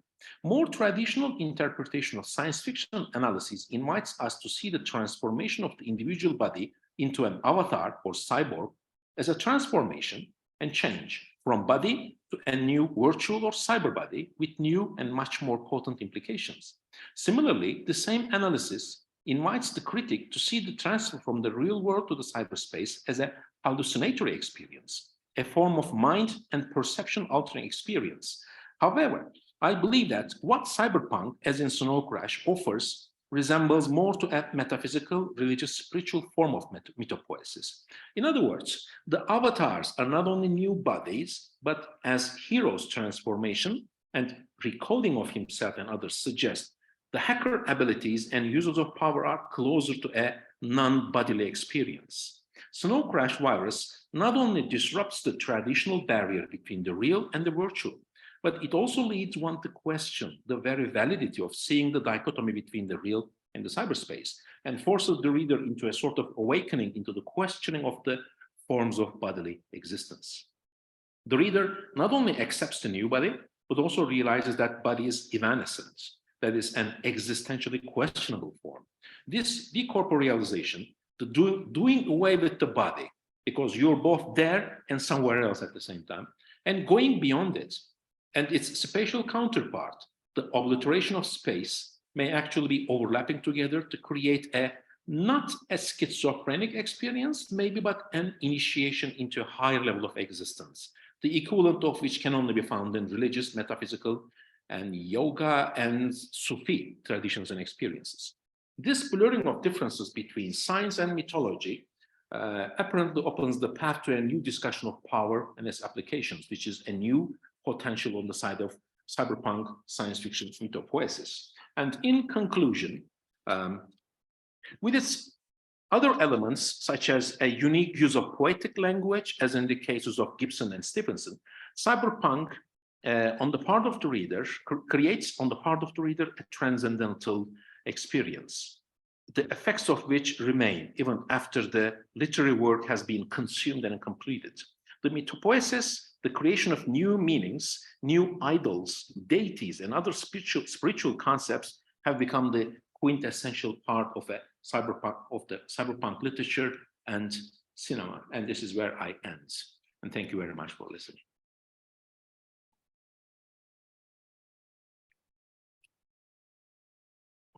Sunum bitti mi? Okay. Thank you very much for listening. And here,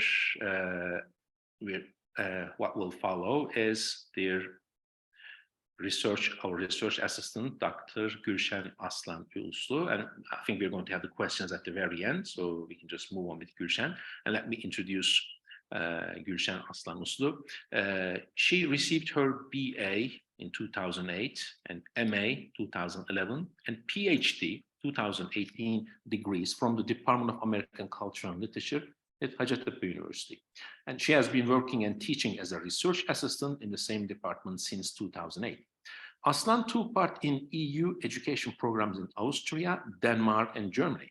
She conducted part of her research project at the University of Utah in Salt Lake City in 2015 and worked with Lance Olson for her PhD dissertation entitled Postmodern Space Revisited: Hypertextuality and Materiality in the Selected Novels of Mark Z. Danielewski, Steve Tomasula, and Lance Olson. Aslan's research interests include contemporary American novels, multimedia, and fiction, and artists' books. And here, Gülşen, the mic is yours. Thank you, Hajam, and thank you all for coming, for being with us today. So I will be sharing my slides. Can you see and can you hear me well? Yes, we I can. think. Okay. Okay. Susan Laurie Parks and Kara Walker are two African-American artists born within the same decade and produced most of their works in the 1990s. They're prolific artists whose works continue to be staged and exhibited on the American stage and at various museums around the US. Susan Laurie Parks, a playwright and the first African-American woman to win the Pulitzer Prize for Drama, employs important events from the African-American past and situates them on the contemporary theater stage. With different artistic media such as cut paper silhouettes, Kara Walker, one of the most prominent and acclaimed African-American artists working today, returns to the African-American past. Although Parks and Walker employ different artistic media, their works show a considerable resemblance to each other in terms of their historical content and experimental form. Their experimentation with form relies mostly on historical content and experimental form, and it relies mostly on postmodern narrative techniques such as the blending of fact and fiction and the use of fragmented space and time. Through these techniques, both Parks and Walker aim at remembering and rewriting African-American history, besides criticizing the official history written by the people in power, in other words, the white race in the US. In this respect, Parks's play, The Death of the Last Black Man in the Whole Entire World, will be discussed together with Walker's paper-cut silhouette entitled The End of Uncle Tom and the Grand Allegorical Tableau of Eva in Heaven. In these works, the artists remember the forgotten tragedies lived by the African-American people and show that contemporary African-American art has a strong sense of historical and political consciousness. In the final analysis, their artistic works transform into non-official documents of the history of the African-American people. Through their art, both artists create petite narratives against the grand narrative of official history, as discussed by the French philosopher Jean-François Lyotard in his report, The Postmodern Condition. Lyotard claims that the Western world has witnessed the end of the grand or meta-narratives such as the Enlightenment, Marxism, or history with a capital H. He thinks that they have been replaced by small, or as he puts it, petite narratives in the fields of science and knowledge in the postmodern world. History, which is one of the meta-narratives, has been challenged by various thinkers such as Hayden White, and it is shown to be no different than other forms of narrative writing. In this sense, history operates like literary text. In his essay, The Historical Text as Literary Artifact, Hayden White discusses how the writing of history employs literary techniques in the documentation of historical events. He shows that the writing of history can contain fictional configurations like a literary text. White calls his approach to history, historiography, a term that puts the textual and written quality of historical document in the foreground. He indicates the blurring of boundaries in the disciplines of history and literature, and these challenges against history and the historical discourse, we can say, also find an outlet in postmodern drama and art, as shown through the works of Susan Laurie Parks and Kara Walker. Susan Laurie Parks has played The Death of the Last Black Man in the Whole Entire World, also renamed as the Negro Book of Death, tells the story of 11 characters who Parks herself calls figures, figments, ghosts, shadows, or slips. The figures are not fully developed characters. They are, as Park points out, shadows, and they repeat the same lines over and over with slight variations throughout the play. Black man with watermelon and black woman with fried drumstick are the two major figures. Although there's not a concrete plot line in the play, it is inferred from the fragmented dialogues that black man with watermelon has already died at the beginning of the play and will die again over and over, and black woman with fried drumstick is trying to nurture him.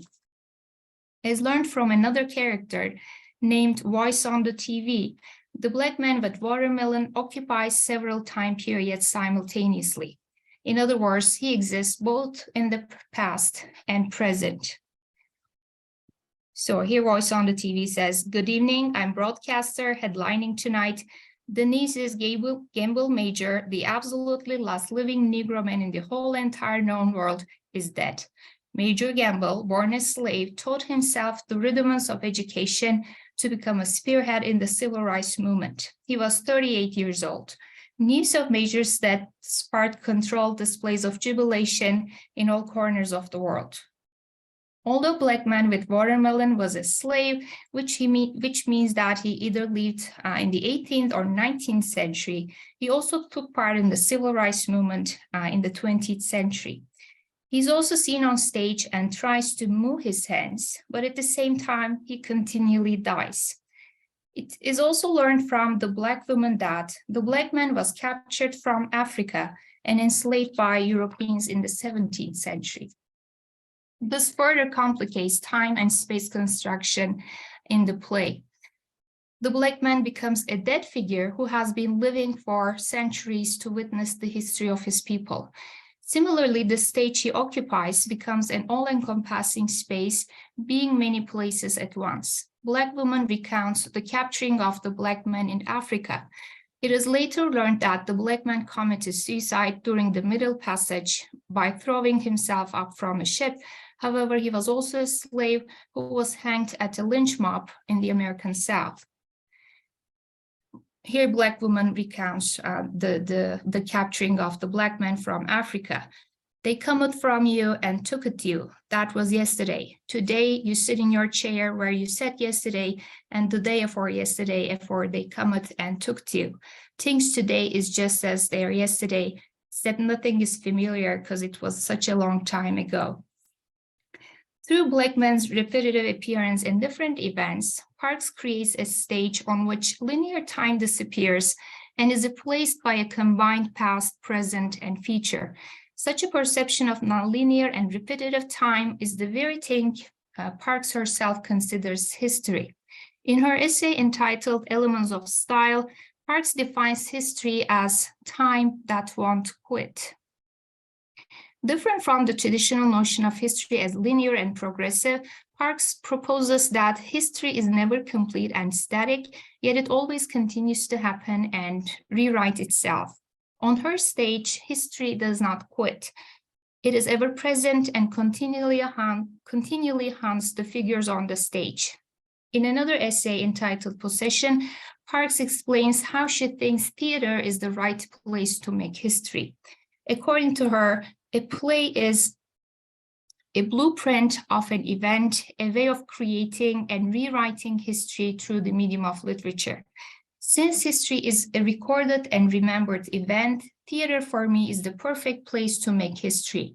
That is because so much African American history has been unrecorded, dismembered, washed out. One of my tasks as a playwright is to, through literature and the special strange relationship between theater and real life, locate the ancestral burial ground, dig for bones, find bones, hear the bones sing, and write it down. Parks's plays are the means for rewriting the history of African Americans, which in a way compensates for the dismembered and washed out past. In the play, the figures represent the state of being erased from history. Left in limbo, possibly in the world of death, they try in vain to remember the past, which has been dismembered and erased continually by the official history. According to the critic Jodi Kantor, the 11 figures in the play enable Parks to put her critical and historical position on stage. Kantor underlines the play's overt handling of the grand historical narrative. In his words, the characters of the play comment ironically on their absence from written history, alternately claiming, "I wasn't even there," or in the face of another figure's insisting that he was there, "didn't see you," or that they're not quite sure they're there right now, perhaps they're dead. Nonetheless, all of the figures firmly occupy the time of the play, which Parks states simply as the present. Another critic, James Fries, points out the use of repetition and revision in Parks's drama as an instrument to remember and write history. Fries states that, quote, one of the key uses to which Parks puts rep and rev is the establishment of a multi-temporal logic in which past and present, archaic and urbane are wrapped together. This technique of repetition and revision, which Parks shortly calls rep and rev, and which is inspired by jazz music, explains how Park uses the character of the black man with watermelon in many different time periods simultaneously. According to her, rep and rev provides an anticlimactic plot structure and brings along a quote-unquote forward progression. She points out the importance of rep and rev in examining something larger than one moment. Something larger than one moment is the critique of grand history. The one moment is what the official history chooses to record and tell. However, by extracting other moments and incidents from the Black past through the technique of repetition and revision, Parks creates Black histories. In her own words, the refiguration of A is indeed the critical stance taken both against traditional drama and history writing. In her words, rep and rev texts create a real challenge for the actor and director as they create a physical life appropriate to that text. In such plays, we are not moving from A to B, but rather, for example, from A to A to A to B and A. Through such movement, we refigure A.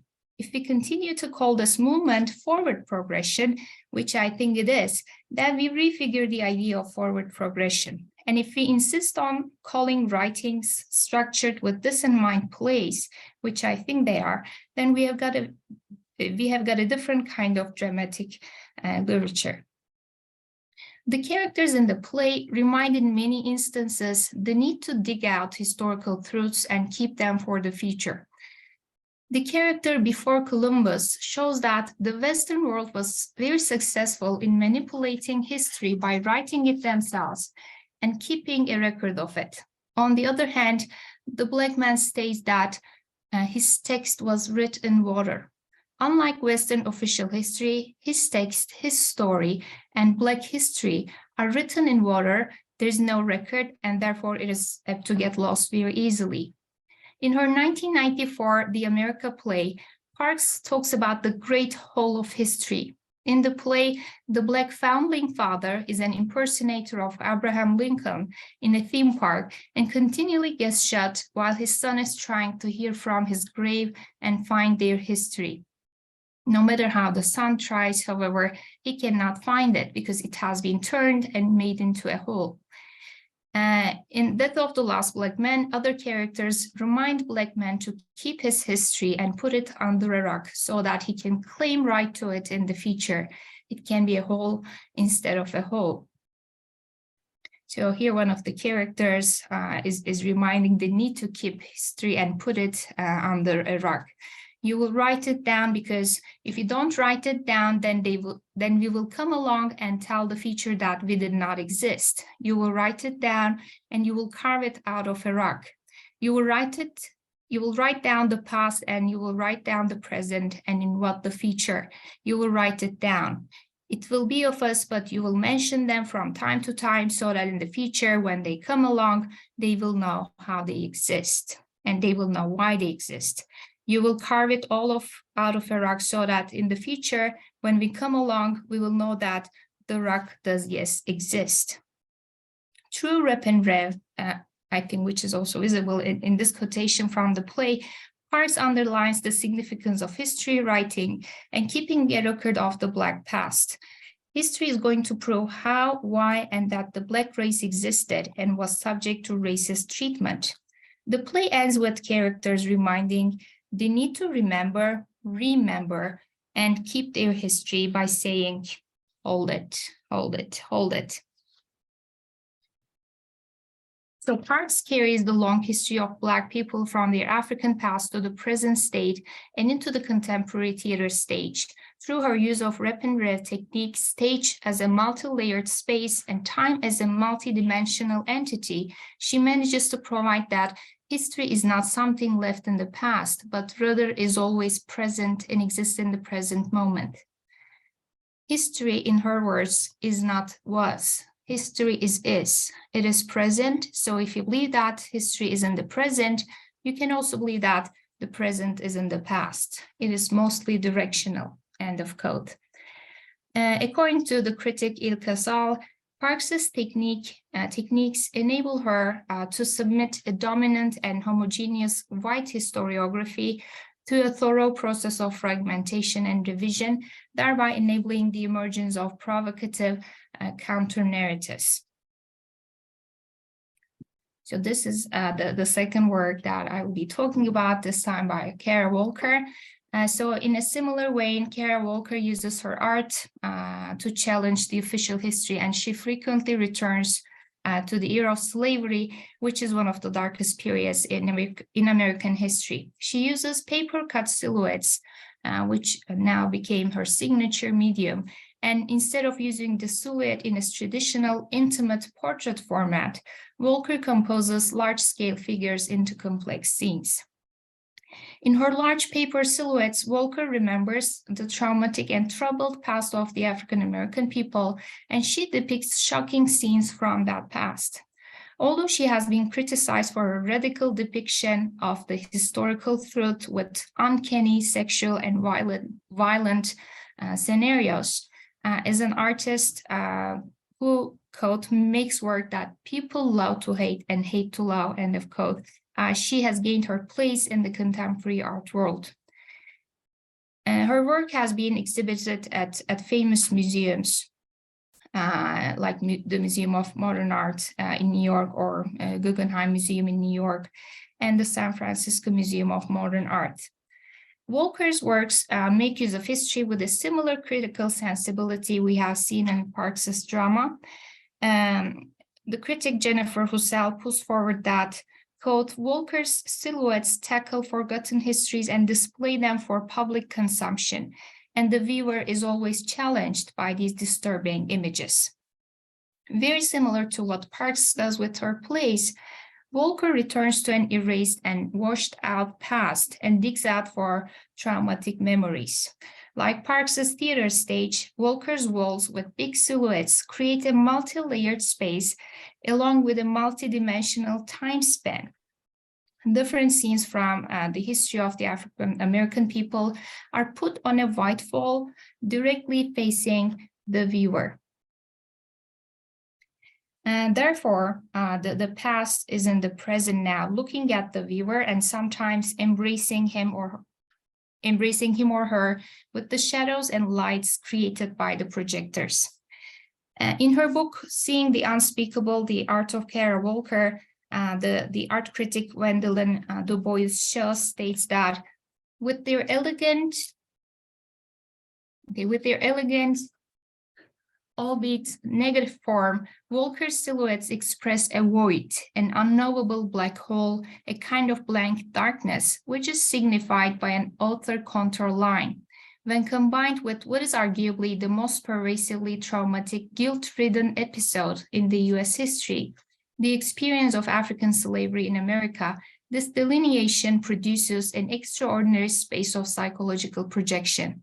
It's a Gothic space belonging to the dark ages of American history, one that is barbarous, rude, uncouth, unpolished, in bad taste, and completely savage, a space made real on the walls of a mythical past, engaged in an apocryphal and pornographic, unsentimental master-slave dialectic. In it, all of the figures are Black. They operate on a plane where bits and pieces of memory and experience and myth are sutured together into a crazy quilt of neo-historical romance. Okay, Walker's silhouette that will be analyzed here is her 1995 work, The End of Uncle Tom. And this work has been regarded as one of the most impressive works of Walker.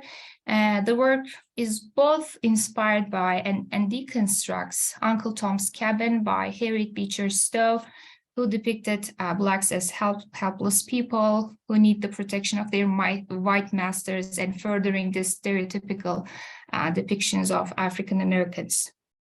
So in this work, on the left, we see a group of 3 women and a child, and they're involved in a moment of mutual nursing, which can be taken as a reference, as a historical reference to wet nurses or slave women who were used as wet nurses. In the second group, 3 small slave children, one holding a basket, another a spike, and a third tambourine. Their white mistress, who raises an axe above her head, stands in the center of the grouping. So in the third scene, the one on the right, you can see it's dominated by a fat and crippled master who rests his belly on the back of a young slave whom he is sodomizing. He balances his weight with a sword that is thrust into the body of an infant beneath him. The final scene centers on a balding male slave, probably Uncle Tom, who, knees bent and hands clasped in prayer, is connected by a cord dangling from his anus to a baby lying on the ground. The imagery in Walker's silhouette, according to the critic O'Donovan, with the silhouette, Kara Walker wants to face the horror to the end. For memories like this, there isn't a way out. Her aim, in fact, is for myself and my quintessential viewer to be trapped.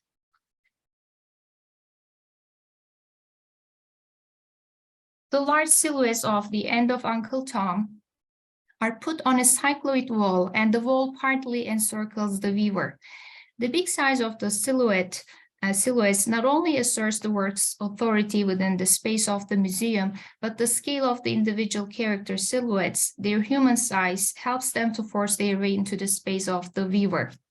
As Shaw points out, quote, standing before the piece, the viewer is brought eye to eye with the silhouettes, making the viewing experience more complex than if solely witnessing a drama, end of quote. The word drama that Shaw uses here, I think is significant in that it shows Walker's wish to tell a story or the history of her people in an experimental type of epic history painting. Walker's drama, similar to the drama of Parks, aims at remembering and writing the history of African American people. In a 1996 interview, Walker stated her wish to create a panorama of the history of the African American people. From the moment that I got started on these things, I imagined that someday they would be put together in a kind of cyclorama. I mean, just like the cyclorama in Atlanta that tells the Battle of Atlanta, that goes around in an endless cycle of history locked up in a room. I thought that it would be possible to arrange the silhouettes in such a way that they would make a kind of history painting encompassing the whole room. So the kinship of Walker's art and the drama of Parks is also visible in her use of time and space. Like Parks, Walker creates a large and fragmented space created through a fantastic emplotment of real and fictional events.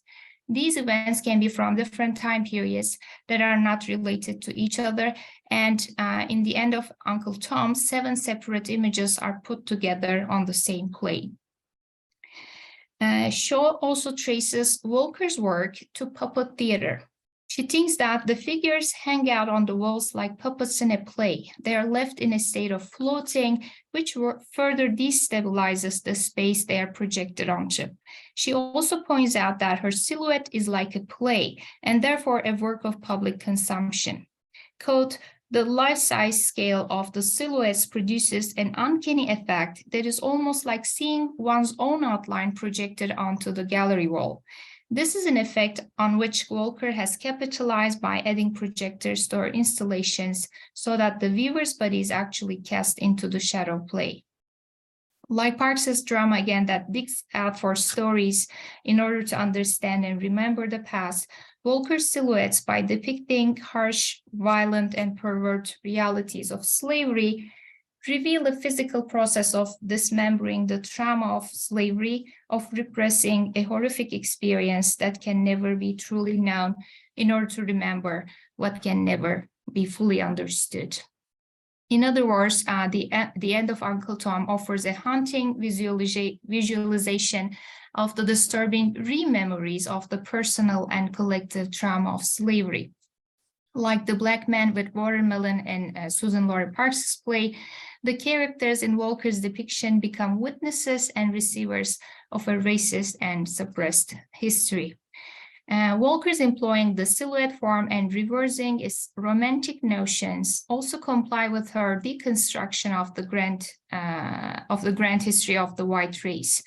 The Victorian-style silhouettes do not depict romantic scenes from a heroic past anymore, but horrific scenes from a brutal past with the use of postmodern notions of time and space.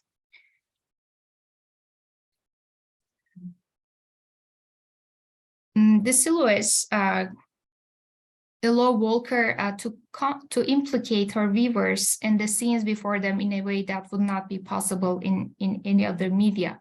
According to the critics Miller and Berlow, the depiction of the large figures from the era of slavery creates, quote, the imaginative effect of collapsing historical distance and encouraging viewers to think about the persistence of slavery's impact today.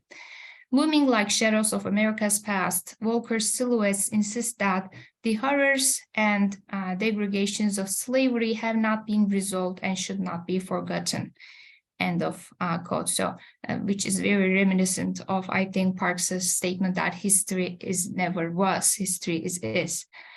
By using characters that can almost be called figures or shadows, the playwright Susan Laurie Parks presents a narrative style that constructs a whole web of history in which she puts important historical events from the African American past.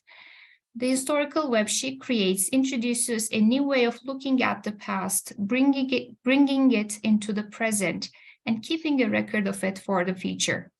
By using a theatrical space and time in her silhouettes, the artist Kara Walker depicts a past that has been made into a whole. She revisions the events from the antebellum South and shows that the romantic, paternalistic images of slavery are still persistent in the American mindset. Both artists offer a deeper look at the horrors of slavery and the African American past that would reverse the history of the Western world. They do this through postmodern narrative techniques, which, in a sense, help their message transfer more shockingly and readily to the spectator viewer. As show states for Walker, and which I think holds true for Parks, these artists, quote, remember an entire narrative that exists in a place before memory and beyond it, always familiar, yet resoundingly alien, end of quote. They succeed in turning this alien past into a familiar and known space in which they can reach a compromise with themselves, their community, and history. So that was the end of my presentation. Thank you. Thank you very much, Gülşen, for this very interesting presentation. I'm sure there'll be some feedback about this. Our next presenter and last presenter is our research assistant, Onur Karaköse. Onur currently works as a research assistant in the Department of American Culture and Literature at Hacettepe University. He obtained his BA in Political Science and International Relations in 2013 from Yeditepe University with a double major in English Language and Literature in 2015. He finished his MA in English Language and Literature at Ankara University with a thesis on post-1990s contemporary British drama. His research interests are American drama, life writing, fantasy, and science fiction. Yes, Onur, we are listening to you.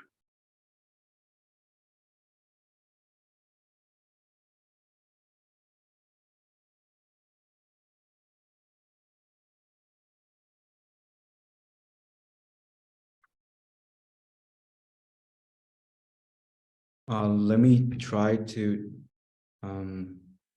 adjust my screen again, Hocam, if I can.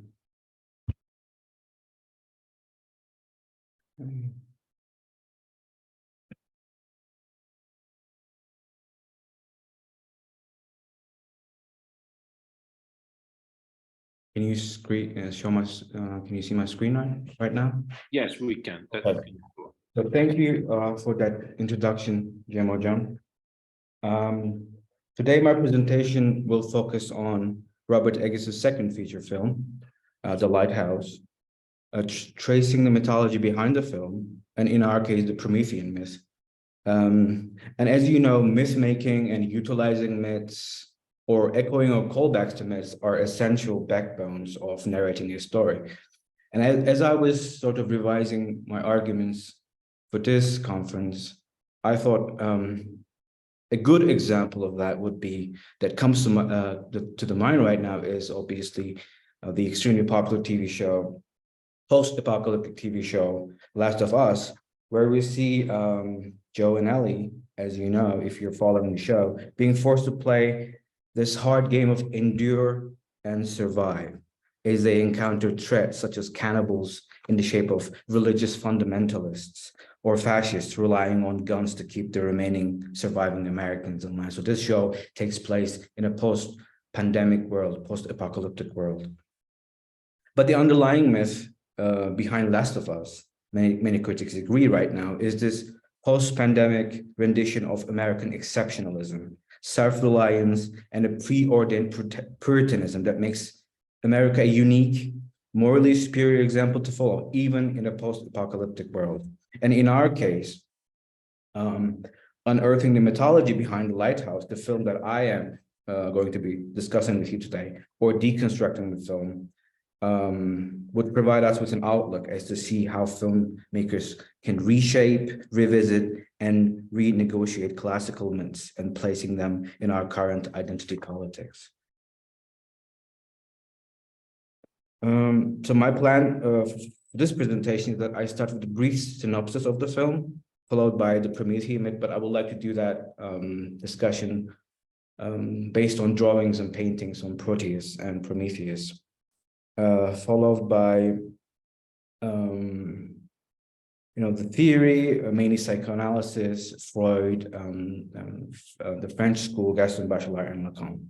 So very briefly, Robert Eggs' second feature film, Lighthouse, which was made in 2019, is a dark psychological thriller depicting the tragic story of two lighthouse workers, Thomas Wake and Ephraim Wilson, played respectively by the veteran actor William Dafoe and Robert Pattinson, in a remote rocky island in 1890s New England, in the northeastern United States. So following the director's first take on Puritanism, in which a New England folktale, I think Demoje assigns this film in one of his courses, so following which, I think one can argue that Lighthouse is also a take on the legacy of Puritanism as well. The more I think on the Puritanism, for example, behind Captain Ahab's obsession with the white whale in Melville's Moby Dick, and how the sort of whaling industry becomes an instrument of capitalism, the more connection I make with the obsession here in this film with the lighthouse, which obviously becomes a necessary tool or construction for the marine trade, right, and commercial success. However, showing characters stranded on the island, the film also explored this homosocial bonding that the two male characters experience in isolation, echoing obviously again Melville at the beginning of Moby Dick, where Quicker and Ishmael share this homosocial bonding space. So we also see how the film blends history with mythology and supernatural, drawing on the mythological characters Proteus and Prometheus, embodied respectively through Thomas Wake and Ephraim Wilson. This film, Lighthouse, centers around a giant phallus. That is the lighthouse, erected in the middle of the ocean, at the top of which a hidden treasure or some enchantment, as Thomas Wake calls it, drives the characters into trials and tribulations of horror, murder, sexual tensions, and desire. So what makes this film also unique is that it is shot with 1.19:1 aspect ratio, which adds to this isolation the two characters endure, along with the black and white cinematography, developing a unique camera angle and language for the movie by using camera lens, sort of harkening back to 1920s silent German films, all of which adds to this foggy, ambiguous, supernatural, uncanny aura of the mise-en-scene of the movie. So Thomas, played by William Dafoe, as you see, embodies this mythological character Proteus, whom we know as the keeper of knowledge, son of Neptune. He also represents paternal authority, but here he is also represented as someone embodying sort of anima and animus, both the feminine and the male side. He also cooks, as you probably watched in the movie as well, if you have seen the movie. Ephraim Wilson is inspired by Prometheus. He is the younger lighthouse keeper. He's the amateur. As he escapes from something, we know that even though it is briefly hinted in the movie, one can claim that he represents the unmaking of the self-made man. Even though it is briefly hinted in the movie, Ephraim failed to succeed in wood business and ended up killing someone, and he had to run away from the guild. So his character also suffers from the sexual confusion. He has an obsession with seagulls and mermaids. He brutally actually kills one in the movie. And killing seabirds, as you might know, is a very bad omen, as the mariner shoots the albatross in Samuel Taylor Coleridge's the rhyme of the Ancient Mariner. But the encounter with seabirds in homosocial settings also represent the sexual libido. And the mental health of the two deteriorates as their understanding of time is warped. Myth is blended with reality. Sexual tensions are not satisfied. Master-servant relationship is reversed as Ephraim, at the end of the movie, kills Thomas in order to see what lies at the top of the lighthouse, which I claim, which psychoanalysis would help us in terms of identifying it with the forbidden knowledge, which then interacted with blinds the subject, causing him to die at the end of the, just like we see at the end of the Prometheus myth. So I would like to talk briefly on the Promethean myth a little bit so that we can understand how it is reversed in Eggers's film. So Prometheus was the champion figure of mankind for stealing the fire, the forbidden knowledge that was necessary for human progress. Such knowledge was kept hidden in Mount Olympus, and Prometheus's betrayal and rejection of Zeus's authority culminated in a brutal punishment, whereby Zeus ordered an eagle to defile Prometheus's livers and eat it. But the liver grew back overnight only to be eaten again. So there's this continuous cycle of pain that he's subjected to. Prometheus etymologically refers to the theft, as in the action of stealing the fire that is required for the advancement of humanity, for technology. But the name also refers to the forethought, the forethinker whose sacrifice paved the way for society, what we have right now, culture and civilization. And the name is obviously associated later with pushing the boundaries of scientific knowledge. In the Romantic era, I'm sure you're also familiar with the modern Prometheus, Frankenstein by Shelley, denoting the breach of natural law by science and alchemy. So Delva's Prometheus that you see on the left, that is made in 1907, glorifies this importance of the theft. As Prometheus accepts, he's glorified, going through the daily torture for the benefit of the mankind. You see men yearning for the fire carried by Prometheus that looks like a star symbolizing knowledge. On the right painting by Heinrich Fugger, you see a depiction of Zeus's response to the theft, as in this version of the myth, he is tricked by Prometheus at the sacrifice of Mechane. In this version, fire is known to mankind, but Zeus goes along with the trickery only to punish mankind. Later, by retaking the fire back and having Prometheus be bound to the rock, to be defiled over and over, till Heracles, who is, as you know, is the Roman counterpart to the Greek hero, with the permission of Zeus, saves Prometheus, which is famously painted by Karl Bloch in a painting called Prometheus's Relief Act of Saving by Hercules. So the film, however, plays with the Promethean myth by role reversing, by having Prometheus kill Proteus, who functions as this keeper of the knowledge. So in a way, the amateur, the son, kills the father at the end. You see how master-slave roles are changed toward the end of the movie. Ephraim is obsessed with what lies inside the lighthouse, which I claim to be possessing a sexual and maternal power. Since if Ephraim represses his own sexuality, which are exemplified by lucid dreams of a sexual union with mermaids and the dead, he wants to go back into a prenatal stage, pre-linguistic stage, a reunion or a symbiosis with the mother in the womb, which takes the form of the hidden light atop the lighthouse.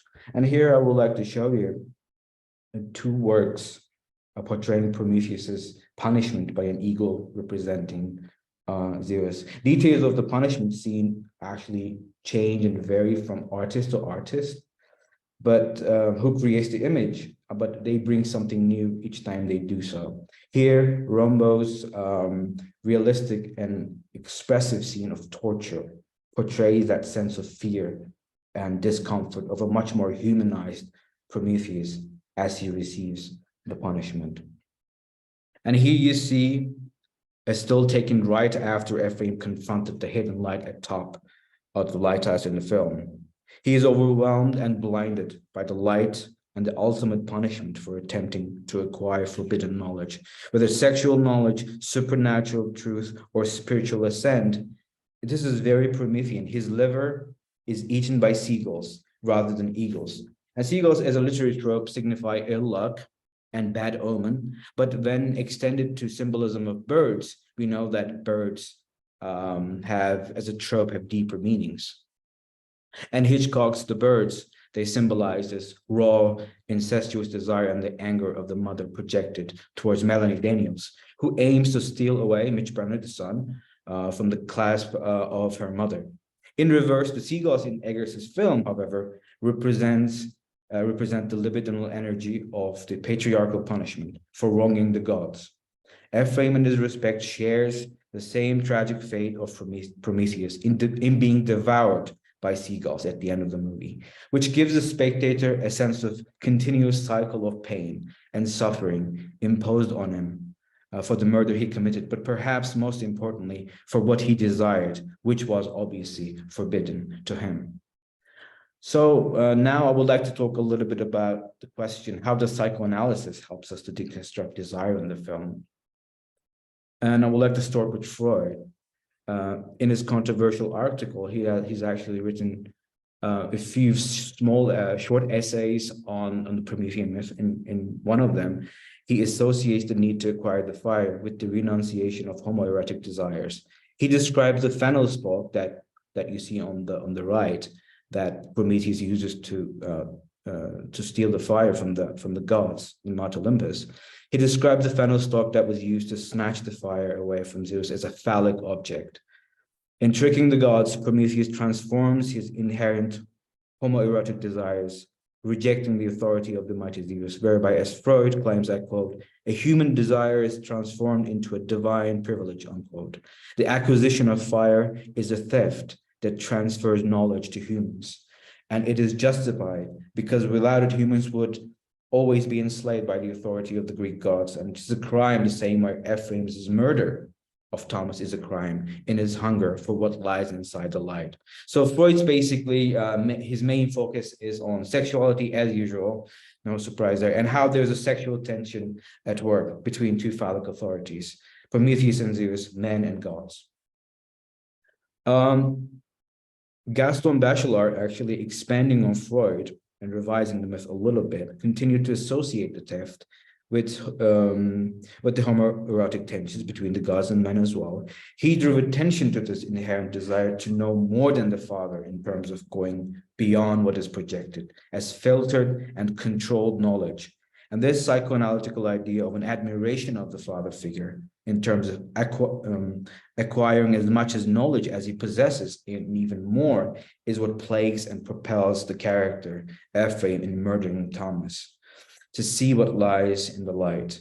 As psychoanalysis would put forward, it is not what is in the light that drives Ephraim into madness, but the possibility or ambiguity of not finding this ontological completeness that you yearn for. It promises the paradox of desire, since desire as a language, as we know, it always differs. A deeper psychoanalytical look at the tension between this trio that I have made, between the lighthouse that represents the mother, Thomas Wake, the father figure, and the Ephraim Wilson, the son figure, would reveal that Thomas Wake in the film acts as the obstacle put before Ephraim's desire for unearthing the hidden supernatural truth at the top of the lighthouse. In this respect, Thomas, as the father figure, does his best in exercising authority, in keeping Ephraim away from the hidden object. Thomas is both the keeper of hidden truth and the source of spreading the ideology, the light that controls its subject to do its bidding, in its most general sense.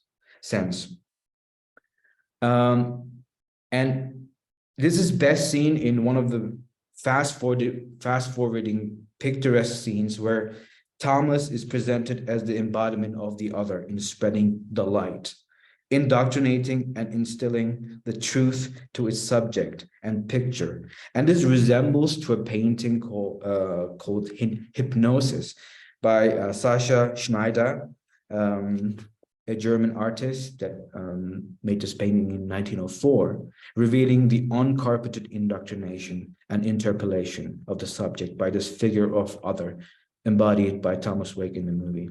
So the objective desire manifests itself in the movie as the supernatural truth hidden away from Ephraim, and it connotes to coming close contact with light, the meaning of existence, an intrusion of the real, in a way, into the symbolic order, marking a point where language becomes insufficient, which obviously has devastating consequences for Ephraim. Apart from the object of desire, which I quote, is the object through which the subject tries to realize its desire, there is also the lost subject that causes the subject to desire, an object that Lacan christens as the object petit a, unquote. And this object petit a for Ephraim, I claim, is none other than seeking the ontological completeness in order to overcome the gap, or more accurately, the lack stemming from a shocking experience that has shaken his identity to core when entered into a symbolic order.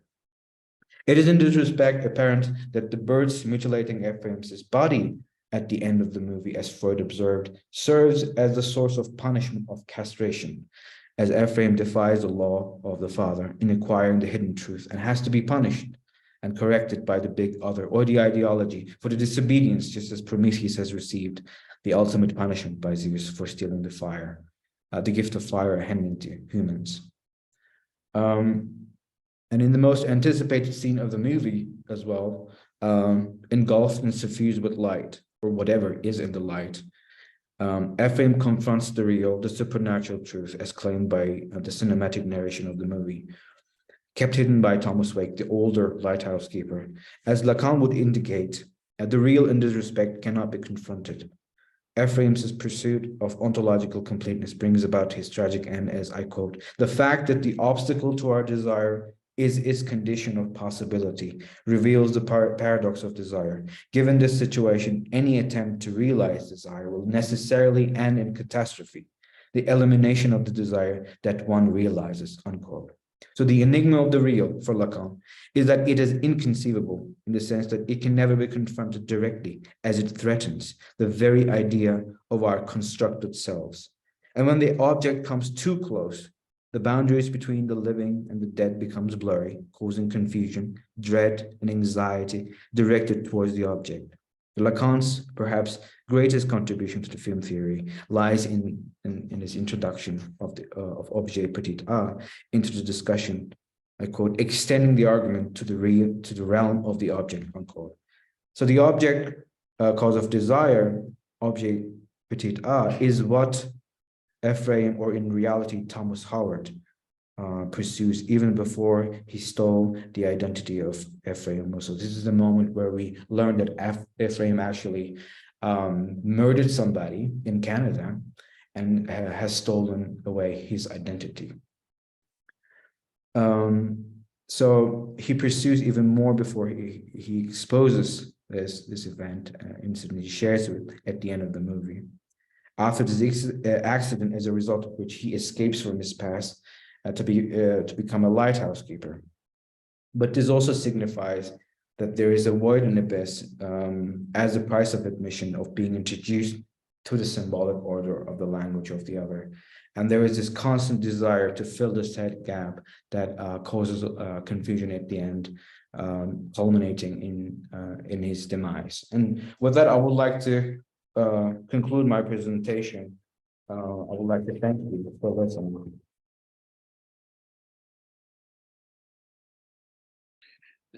Thank you very much, Onur. I think you will continue to assist in receiving the questions. Or, Yes. Is this where you step in?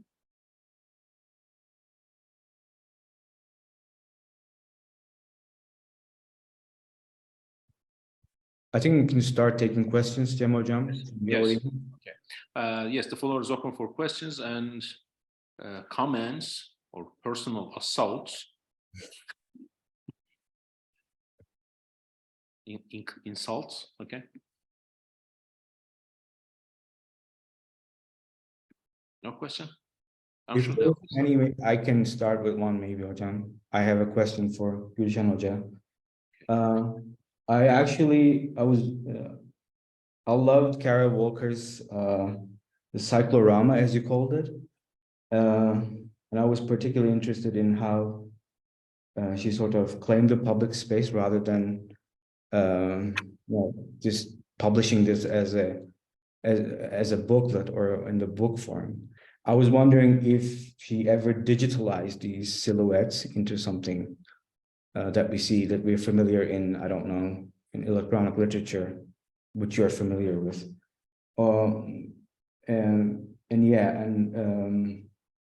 Like, were there also other projects like that she initiated, like these installations? Yeah, thank you, Alma, for your question. The thing is, I haven't come across anything digital, but I'm sure she has, because she is also working on videos, so she's also, let's say, experimenting with the video art. She also has statues, so this is not the only medium, these cut paper silhouettes, this is not the only medium she works with. Yes, she uses public space, but she also has books, print books, in which she collects her own work, as well as collecting pieces of newspapers, let's say newspaper clippings, or let's say quotations from novels, or let's say pieces from journals or magazines, and she also uses them as, let's say, inspirational pieces for her art.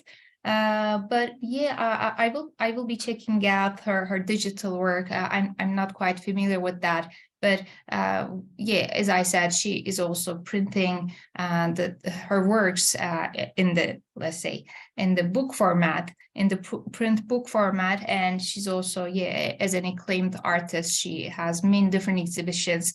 The thing is, the first time I saw her work was interestingly when I was in Germany, and was visiting a modern art museum, and I just happened to see for the first time her works, and I was quite astonished to see, let's say, an American artist and her exhibition at that moment. And that, let's say, that became the time for me that I got to know her work, and I was interested in her work. But yes, she is a very, let's say, prolific figure. I mean, all of her work needs extensive study. So I think this is something I still need time to work on. So she had many different works, and I will also be yeah, now that you ask, I will also be checking out her digitally produced or electronically produced artworks. Okay, thank you for your answer. Thank you. And we have more time for questions, if there are any. Okay, John, I think, wants to ask a question. Go ahead, John, and unmute yourself, and you can ask. Okay. Thank you for your speech. I think it was very good. And I want to ask you that, does this film encourage us to reach for forbidden knowledge by showing us that the character never backs up? He wants to reach that forbidden thing no matter what, or does it does it discourage us? I mean, know your place, that kind of mentality, or the other one? What do you think? Yes, so this is a very interesting question because there's a whole argument with regards to what at the end of the light symbolizes, right? What is this light that when you see it, like it blinds you, it just makes you mad. And one of the ways that is offered to understand is that, well, this is the forbidden knowledge that one can never reach. But I think this is a much more of an existential take rather than saying, well, rather than having a definitive final saying, well, this ending, supports your claim or this one or that one. But I think much more along the lines of leaving the ending to the audience in terms of, you have your own take at the end. But my take was that this very much fits what psychoanalysis is trying to say to us, and which is very ambivalent.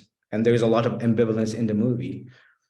So yeah, this is still discussed in forums and in Reddit.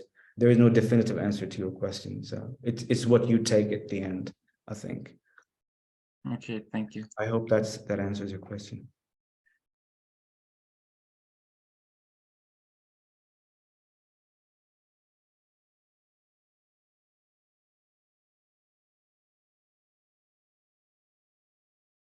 Any other questions?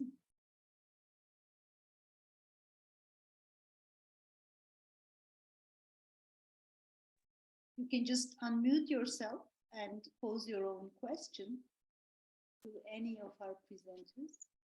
I have maybe it's not a question, but observation. Thank you all for your wonderful presentations. When I was looking at Walker's work, Gülşen, it also reminded me, especially when you pointed out that most of the groups were three characters, sort of the melodramatic theatrical use of tableau. And Uncle Tom's Cabin, as you know, George Aiken used these, and it would be a freezing, still scene, particularly chosen moment, a very dramatic scene. And he would often use it in a triangular form. So I was wondering if that was also perhaps intentional, sort of a take on that melodramatic theatrical technique. Yeah, actually, the word tableau and the title of the piece is indeed something that also reminded me of these, let's say, drawings from the breaks, or that drawings that were depicting certain scenes during the performances of the play. I'm sure she's also using that because and she's not only, let's say, bringing scenes or scenarios or these violent, uncanny images from the antebellum South, but she's also using the popular, let's say, or the literature of the times, like the theater productions or the sentimental novels like Uncle Tom's Cabin or magazines. So that I haven't come across anything like that, or an interview in which she says that she was aiming at, or she was, let's say, employing a similar way of depicting these characters. But I'm sure she has been influenced by that, or these, let's say, theatrical performances of melodrama. Mm-hmm.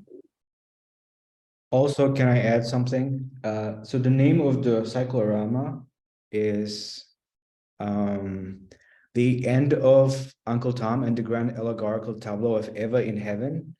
But the fact that we don't see Eva, what does that tell us? I don't know. She's also absent from the cyclorama. as opposed to what we have in Uncle Tom, where she's elevated alongside the Uncle Tom's figure. Maybe that also tells us something as well. Yeah, the thing is, and maybe we may not pinpoint Eva here, but in the first grouping of pictures or drawing, you can see three slave women as well as a slave child nursing each other. So there are female characters maybe that we may see as Eva, but the thing is we can't pinpoint her. So it's like it's not representing, I think, each and every character. And we are not sure whether the figure on the right is Uncle Tom, but because he's in a, let's say, it looks like he's praying, we assume that he might be Uncle Tom praying as he does in the final scenes in the novel, in the play. So maybe Eva is there. I mean, one of the slave women in the first grouping. Yes, thank you. Mm-hmm.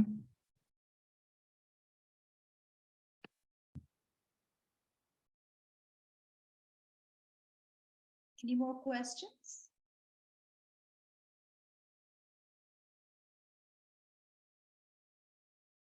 I think it's time to say a few closing remarks.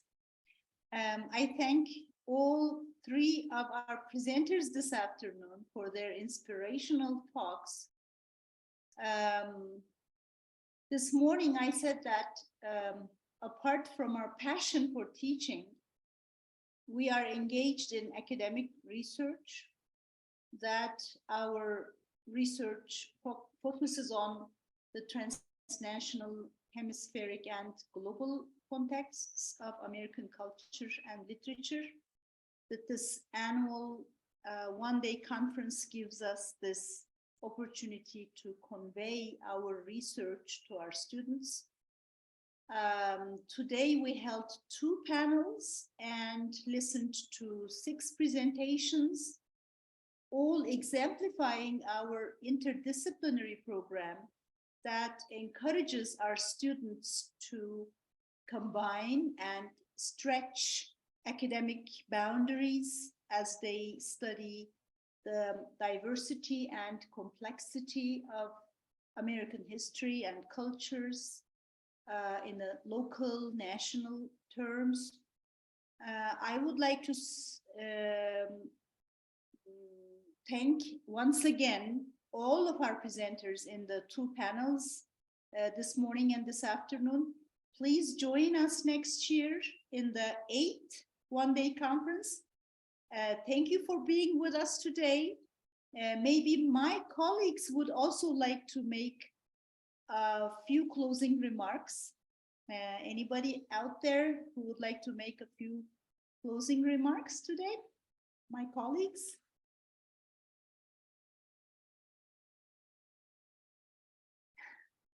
If not, then let me say we will all meet tomorrow in our classes and have a great evening.